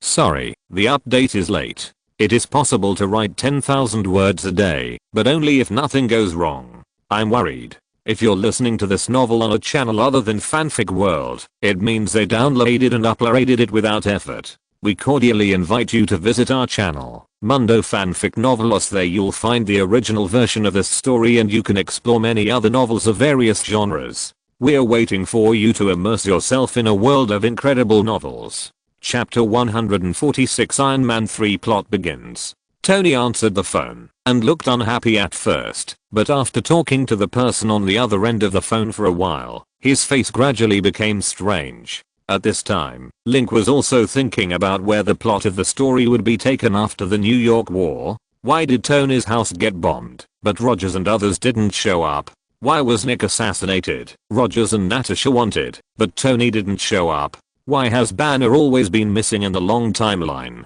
He only appeared once, when Tony was doing psychological counseling. Link didn't even know whether the next plot would be Iron Man 3, Thor 2, or Captain America 2. Why could Hydra carry out the Insight plan and prepare to attack Tony without Tony noticing? Link looked at Tony's back, wondering what he was talking about with the World Security Committee. Maybe from this phone call, he could figure out the next plot. Tony hung up the phone with a complicated expression. Banner asked in a serious and joking tone, are they going to force me to hand me over? Tony shrugged, yes, but that's not the point. They actually want me to cooperate with them to set up a strict global monitoring system. If I'm willing to help them. Link's heart skipped a beat. Captain America 3rd. Tony said, if I'm willing to help them, they will work with the military and stop bothering you. So I agreed. Banner's heart warmed, and he thanked him sincerely. Thank you, Tony. He stood up and hugged Tony. Tony smiled and said, I never lose money in business. I believe this is a very good deal. At this time, Peppa felt bored and sat down in front of the coffee table and turned on the TV. When he was holding the remote control to search for cartoons, he skipped a news channel. On it was the Mandarin. Link nodded. He had sorted out the general order of the plotline. In order to protect Banner, Tony decided to help the World Security Committee in charge of SHIELD to establish a global monitoring system.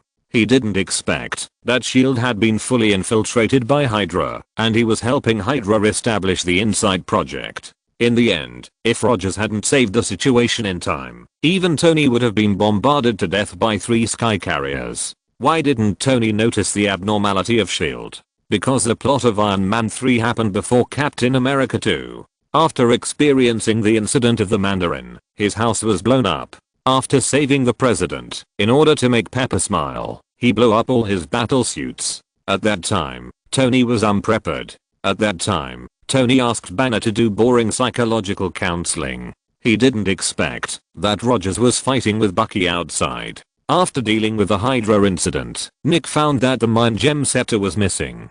So after dismantling the arc reactor, Tony had to reinstall it and gather with other superheroes to go to Eastern Europe. to wipe out the remnants of Hydra. At that time, Thor had just finished fighting the Dark Elves and had a good time with his girlfriend Jane. When he knew that the Mind Gem scepter was lost, he joined the siege. Iron Man 3, Captain America 2, Thor 2. This is roughly the order. Because of Link's help, the New York War did not have a serious psychological impact on Tony. And because of Ganon's arrival, the timeline is much more compact than the original plot. Tony has forgotten how many battlesuits he has destroyed. I'm afraid he has no energy to secretly make battlesuits. Now Link only needs to wait for Killian, the villain who developed the Extremis virus, to come on stage.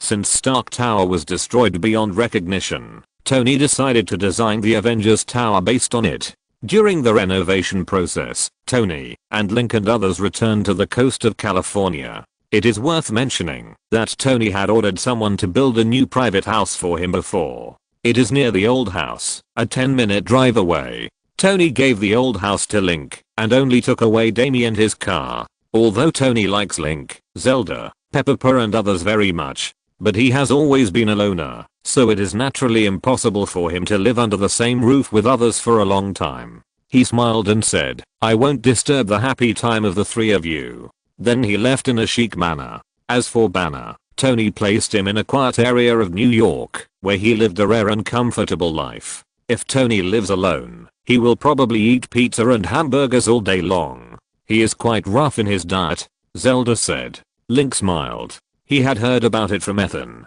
Tony promised to treat Ethan to the most luxurious meal, but he only bought Ethan a roadside hamburger and finally let Link eat it. Link paid close attention to the movements of S.H.I.E.L.D. and the incident of the Mandarin. Mipha often came out to play with Link, Zelda and others. When they were free, they went to the nearby woods to play and also took a large bag of food to camp in the fields. Half a month later, Link received a call from Natasha. Natasha's distinctive hoarse voice came, saying, "Hi, elf boy." Link smiled and said, "Is there anything I can help you with?" Compared to Link, who was completely idle after the war, Natasha, Hawkeye, and Rogers were busy with work, running around the world all day to carry out missions. Pepper called Rogers several times, but no one answered, which made Pepper angry for a long time. After knowing the situation, Rogers took time out of his busy schedule to come to Pepper's house to apologize. The two of them reconciled. Zelda told Tony, who came to eat for free, about this matter. Tony sighed, "I don't know why Pepper has such a good relationship with Rogers." Zelda smiled and brought Pepper a small fruit plate with fruits, arranged in beautiful shapes. She shouted to Pepper, who was fascinated by My Little Pony, "Come and eat." Oh. Pepper's two small black bean-like eyes shone brightly, and he flew over immediately. He sat on the table, holding a rabbit-shaped apple in his two little hands, and biting it with a happy look on his face. Tony quickly took a grape from the plate with a sly smile, and Pepper immediately got anxious and ran forward to bite Tony. Tony yelled in panic, "You little rascal, oh shut up." Pepper yelled, "Look at the fighting skills I learned from Rogers." Ah. Tony grabbed Pepper's two tentacles. Pepper was suspended in the air, punching and kicking Tony's forearm. Tony was helpless. "Didn't I tell you not to play with that Bond maniac who likes to wear blue tights? You little guy's getting more and more annoying." Chapter 147. The rock giant reappears. While the two were playing, Jarvis said, "Sir, Happy is calling." Tony put down the puppy like Pepper and answered the phone. "What's wrong?" Tony's transparent phone showed the fat head of Happy, the security director of his company. Happy saw Pepper and Killian talking happily and immediately felt something was wrong. He called Tony and complained to him. They were talking about work, but for some reason they talked about giant brains. Tony frowned. "What? You point the camera at them?" Happy looked left and right with the tablet and said seriously, "Tony, I'm different from you. I'm not a technical genius. I can't do such high-end things." Tony's mouth twitched, a little crazy. He didn't know how to explain such a simple thing to Happy. The two quarreled inexplicably. Happy said seriously, "That sneaky guy, I will follow him." Then the two hung up the phone, and Tony looked very bad. Pepper, who was sitting at the table without saying a word and was playing with Tony just now walked up carefully and touched Tony's chin. "What's the matter?" Tony picked up Pepper and smiled lovingly. "Just some boring things among adults. It's really strange." Link. Huh. Link had just finished talking to Natasha and was now carefully finishing a large plate of food.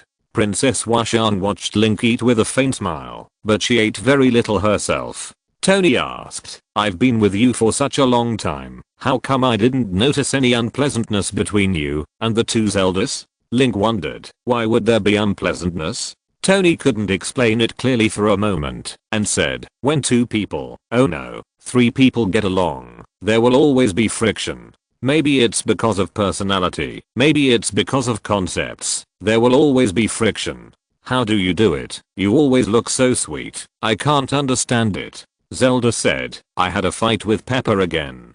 Tony scratched his cheek with his fingers and said, "No. Pepper and I have a very good relationship." Princess Washan looked into Tony's eyes, which were full of bloodshot, and asked softly, "Mr. Stark, how long have you not slept?" Tony thought for a while. 3 days. Or 4 days. "It doesn't matter, my physical condition has always been very good." Zelda said, "Then have you spent enough time with Pepper these days?" Tony spread his hands. No. Well, I need to communicate with Pepper." Link said, "I'm going to New York in the next few days. Tell me Pepper's contact information." Tony immediately put the matter of Pepper out of his mind and asked, "Going to New York? What happened again?" Link told Tony what Natasha had told him. In New York, the terrible rock giant appeared again. This time, the rock giant did not appear in the city center, but in the slums. The police were strictly blocking the news. Tony originally planned to follow it, but Link persuaded him to talk to Pepper in time. The next day, Link flew back to New York. On the plane, Link rubbed his brows and said, "Why do I have such a headache about this kind of place?" This time, it was Carlson who greeted him. Carlson smiled and said, "Natasha, Barton and the others are busy carrying out their missions, so I will take you there this time."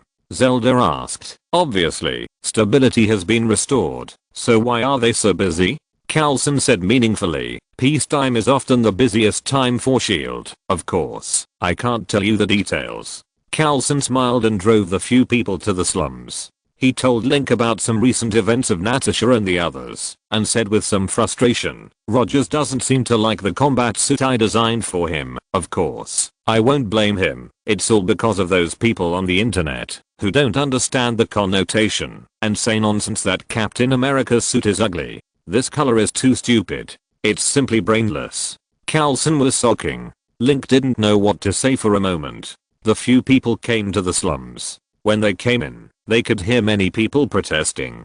Carlson said, "My people are not allowed to go home, and they are a little unhappy." From a distance, a huge rock giant can be seen walking like a sleepwalker. Wherever it passes, the house collapses immediately like a soft snow pile. Princess Washan felt a hint of burning breath. This is very abnormal. After all, it is winter. Then she noticed that the rock giant seemed to be shrouded in a layer of burning heat, so that the surrounding space seemed a little distorted. Princess Washan said, "This rock giant seems to have a lot of fire attribute in its body, so be careful." Zelda also noticed some problems. There is a heavy fluctuation of Ganon's curse here. There should be more than one monster. Link, you have to be careful. Then Zelda released her improved bird. Since the arrival of Princess Washan, Zelda felt a little inferior because she could not accompany Link to fight side by side like Princess Washan. Tony loved Zelda very much and had noticed this a long time ago, so he helped Zelda improve the bird. The core was replaced with the same type of Link element Aqua Actor on Tony's chest, and the defense, speed and offensive capabilities were also strengthened. Even when the bird transforms into a shield, it can release a strong energy field to convert the attack power into energy. The current bird has become a powerful mechanical weapon that is no less than Tony's latest generation of Iron Man. Putting aside other things, just in terms of firepower coverage, it is much stronger than the Washan Princess. The bird rushed over quickly and aimed at the core of the rock giant, the black ore on the top of the head to release the laser. Pop. But then, the laser was quickly absorbed by the black ore on the top of the rock giant's head, leaving no other damage except for a little ripple. Link immediately felt that the originally scorching temperature seemed to have risen a little. The rock giant was attacked, and immediately traced the trajectory of the bird, and turned his head. Link and the Washang princess quickly sneaked up. They approached quickly. Princess Washang was wearing a modern dress, but suddenly the light turned into the battle dress she had when she first appeared. She wore a crown of thorns on her head, and the rapier in her hand was shining coldly. Her silver boots stepped on the ground gently, but there was no sound. Just as the two approached quietly, suddenly, there was a chaotic sound around, and a scorching and manic heat came. Link looked up, and saw many fire bats flying out of the house in a dense crowd, making a sharp squeaking sound, just like a plague of locusts. They showed their sharp teeth and bit Link and the others. Chapter 148, Fire Dragon. Third update. Princess Washang was very calm, and said to Link, "I'll stop them, you go and attack the rock giant." Link nodded, and suddenly accelerated, not caring about hiding, and summoned Libel, with wings of light spread out behind him. He took out the Master Sword, and infused it with power. The Master Sword was like a long dry grassland welcoming the drizzle, and it suddenly lit up, and made a soft trembling sound. Link's speed increased, and the rock giant with its back to Link seemed to notice the movement behind him, and hurriedly turned back. However, such a huge rock body could only move clumsily step by step. Link quickly slashed the black ore on the top of the rock giant's head with a sword. Ding. Princess Washang stopped, and saw a large number of flaming bats blowing towards her like falling maple leaves. She immediately felt the scorching breath, which made Princess Washang's delicate skin feel burning. Princess Washang drew her sword and raised it, and two sharp sword auras were torn and slashed at the group of bats flying in the air, and slashed them easily. Just as the Washang princess was about to release the second wave of sword power, Zelda suddenly felt a strong energy fluctuation and hurriedly shouted, "Zelda, get out of here." The flaming bats in front of the Washang princess suddenly exploded like flammable objects. And it was not just one bat, but a terrible chain reaction. One bat exploded, and took the other bats with it. The Washang princess was immediately engulfed by the massive explosion of flames. In a hurry, the Washang princess had no other choice but to protect her face with both hands, hoping that the explosion of flames would not disfigure her face. As soon as Link slashed the black ore with his sword, a small piece of gravel fell off it, and a part of the cracks appeared. When Link was rejoicing at the first swing of the Master Sword, he heard Zelda's call and a large number of explosions from behind. He turned around and saw the Washang princess engulfed in flames. His heartbeat slowed down for a moment, but he also saw that at the moment the flames exploded, the bird rushed forward like a ghost. Zelda hurriedly controlled the bird to rush in front of the Washang princess, and quickly transformed, stretching out a wide shield to block the Washang princess and the swarm of bats. The bird's shield paused fiercely, and immediately opened the energy field. A large amount of heat energy impacted the energy field, and was absorbed by the bird. The reactor in the center of the bird's shield made a buzzing sound and became brighter. Link breathed a sigh of relief, but then a crack suddenly appeared under the feet of the Washang princess, and a blazing light rushed out of the crack. The Washang princess hurriedly jumped up.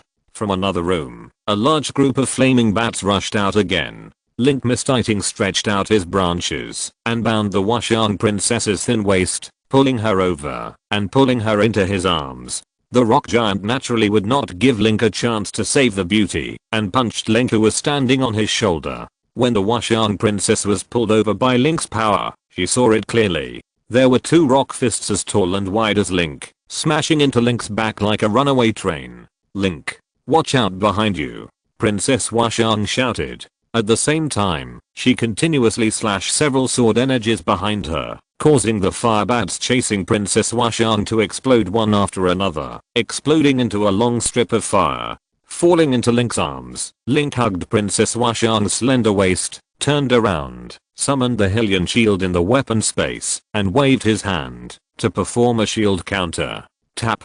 The rock fist flew over and hit the shield. The amount of force transmitted was bounced back by Link's shield counter force. Boom. One of the rock giant's arms, under the impact of the force reflected by Link's shield, turned into gravel and fell to the ground, smashing many sparks. Link picked up Princess Washang and flew into the sky. He had just stood on the rock giant's shoulder for a while, and black smoke had begun to come out from his feet. This rock giant was different from the monsters Link had encountered in Hyrule, and seemed to have a strong fire element. It hadn't been long since the battle began, but Link was already sweating profusely. In the air, held in Link's arms, the Washang princess carefully held her skirt, even though there was only a round-headed and fierce monster below. Zelda's voice came from Link's headset. This rock giant must have mutated. Look, Link, this area is very strange. The place where the Washang princess stood before collapsed piece by piece, and under the floor, there was a 2-meter wide magma river flowing underground. The agents brought by Carlson screamed, looking at their feet in panic, fearing that they would crack. Carlson hurriedly asked Zelda, "Princess, what's going on?" Zelda looked serious. "I don't know. But this kind of change is never a good thing." Princess Washang suddenly said shyly, "Link, are you tired of holding me?" Princess Washang knew that her body was very light, but because she was wearing an iron battle skirt, it inevitably increased her weight. She was worried that Link would misunderstand her weight. Link shook his head. "Very light. I can hold you for 100 years without feeling tired." He looked carefully at the rock giant under his body, not realizing that his unintentional words just now made Princess Washang's heart beat. Then, Zelda screamed in the headset, "Link." Link and Princess Washang felt a pain in their ears at the same time. Link asked in confusion, "What's wrong, Princess?" Zelda observed the underground magma river through the flying bird and said, "Do you think there is an oral dragon hidden under our feet?" Link was startled and hurriedly looked at the magma river. Even though he was far away, he still felt hot and unbearable when he saw the sticky yellow-red burning light inside. After Zelda said this, Link looked more and more like it. There are 3 dragons in Hyrule continent, namely Oral Dragon, which controls the power of fire, Nair Dragon, which controls the power of ice, and Pharaoh Dragon, which controls the power of thunder and lightning.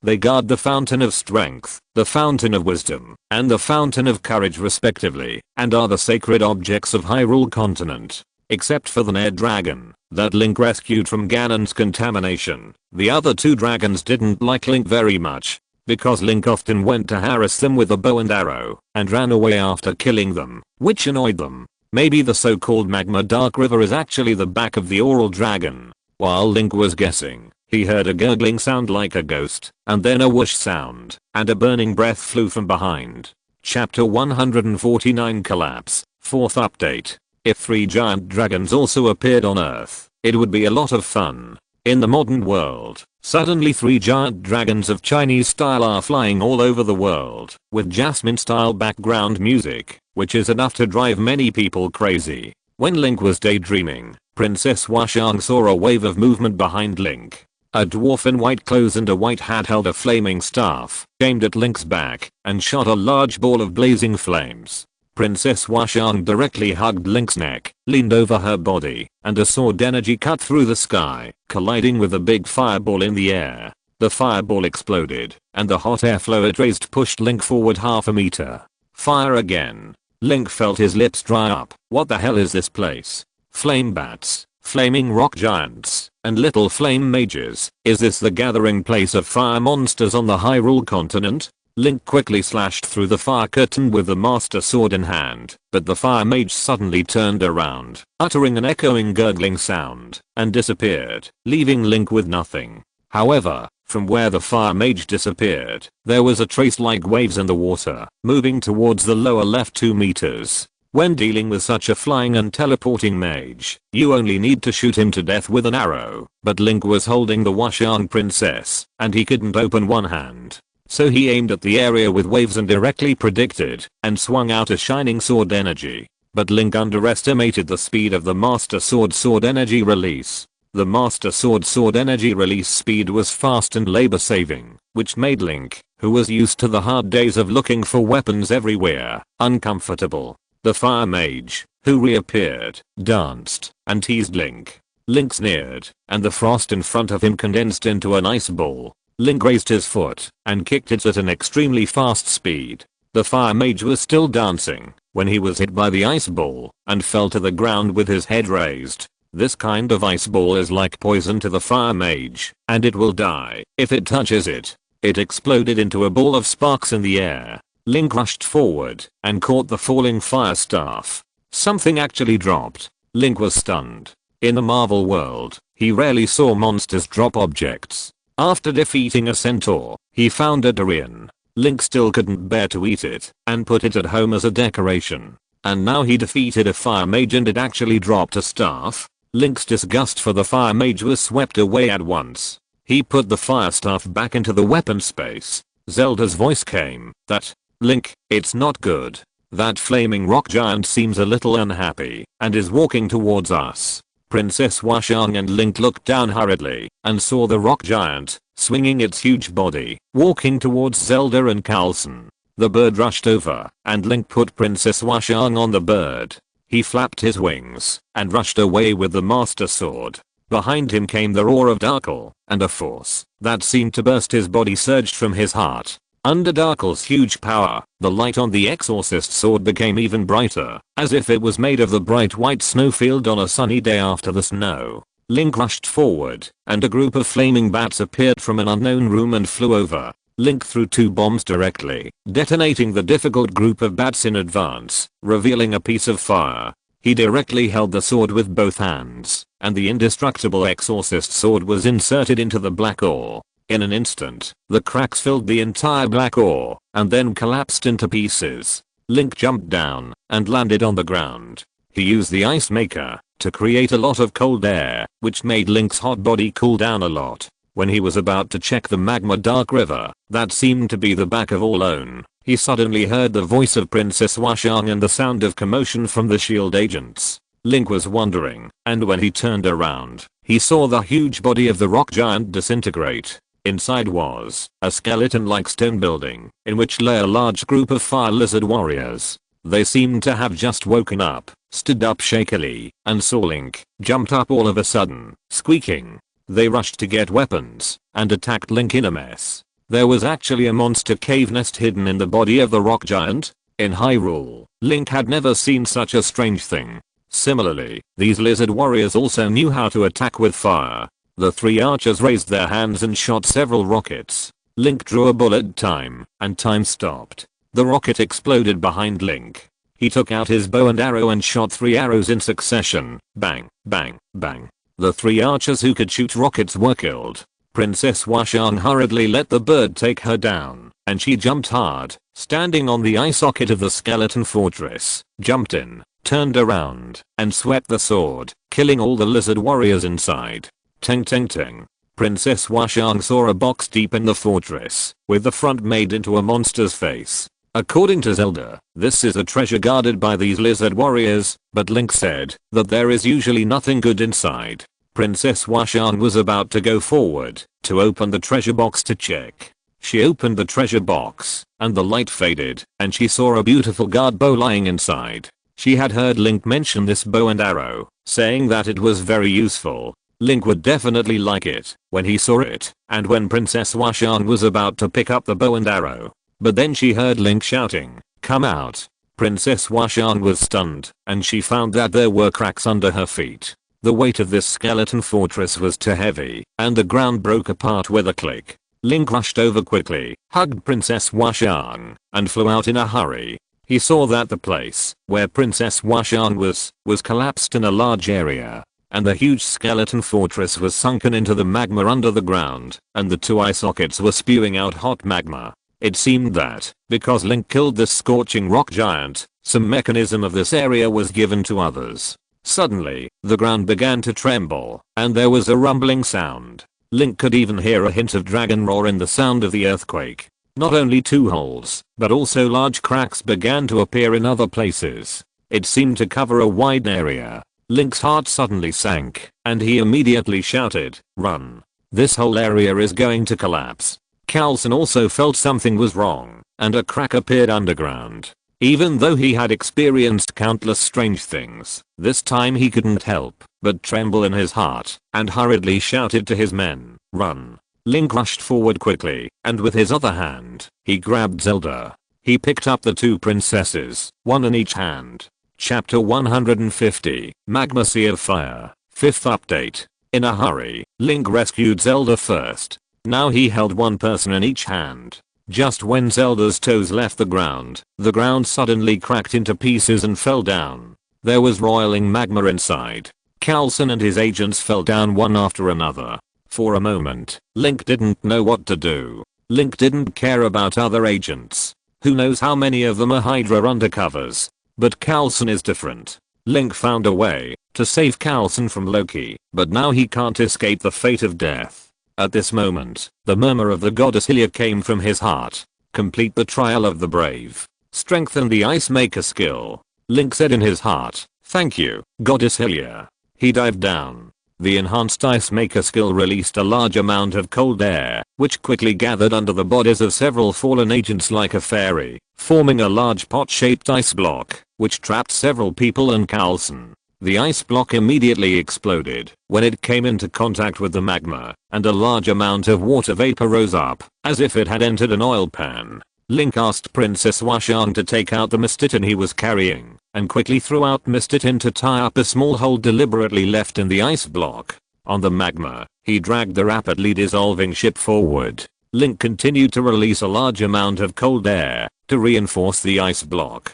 The moisture in the surrounding air was used up completely. With the skeleton fortress as the center, the entire slum area collapsed one after another, revealing a sea of fire below, as if there was only hell left. On some lands that had not collapsed yet, houses stood alone, but they soon burned. The scorching temperature baked Zelda, and she began to cough, but Link had to concentrate all his strength on using cold air to reinforce the ice under Coulson, so that it would not burn through the ice under such high temperature magma. Coulson was unable to open his eyes due to the scalding steam, but he could still see the gurgling magma outside clearly. Even in the high temperature, his hair stood on end. Finally, they reached the shore. Link hugged the two princesses, jumped down suddenly, and stepped hard on the ground.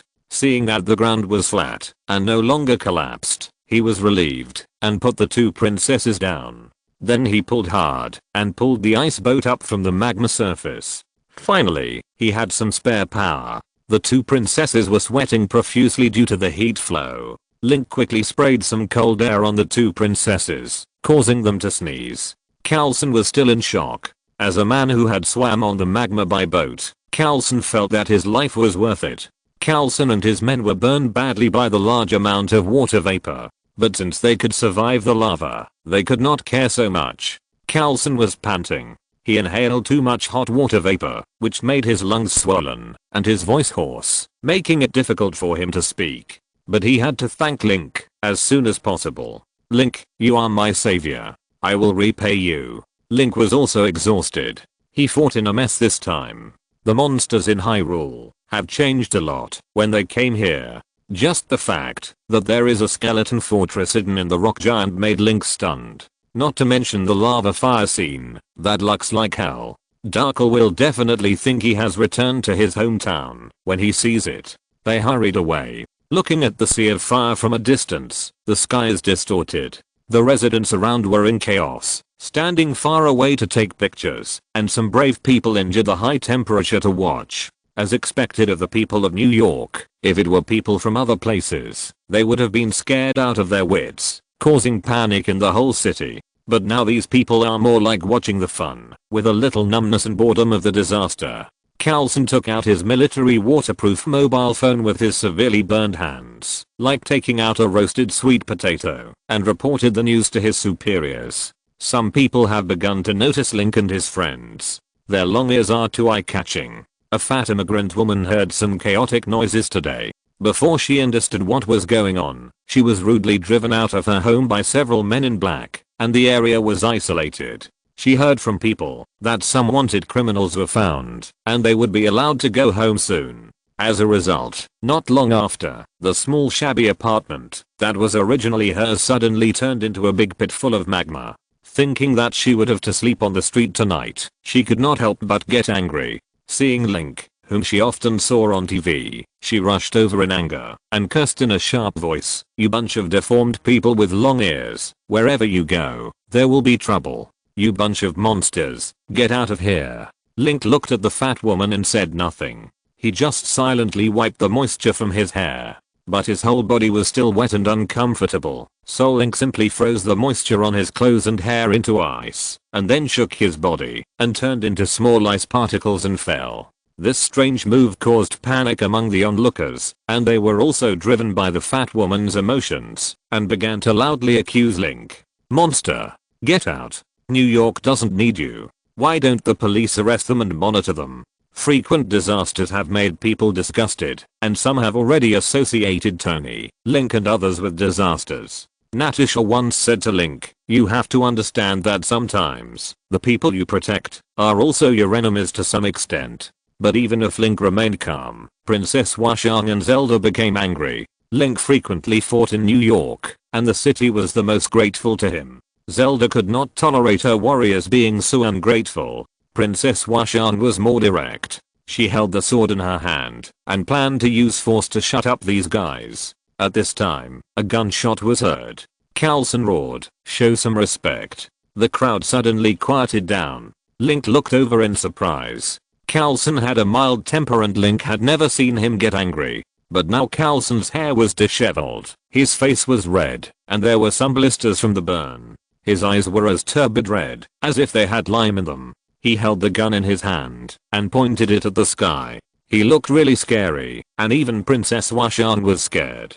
Coulson yelled, "You better understand who you are scolding. It was this long-eared freak who saved you. Think clearly. It was this monster who pulled me out of the lava just now, and you dare to insult him in front of me. Who gave you the courage?" Bang, bang.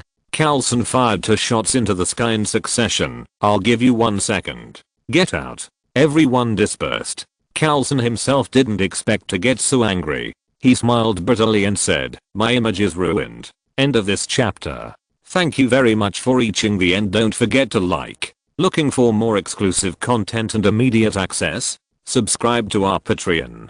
Remember, every like, subscription, or donation encourages us to continue. Thanks to everyone. See you in the next video.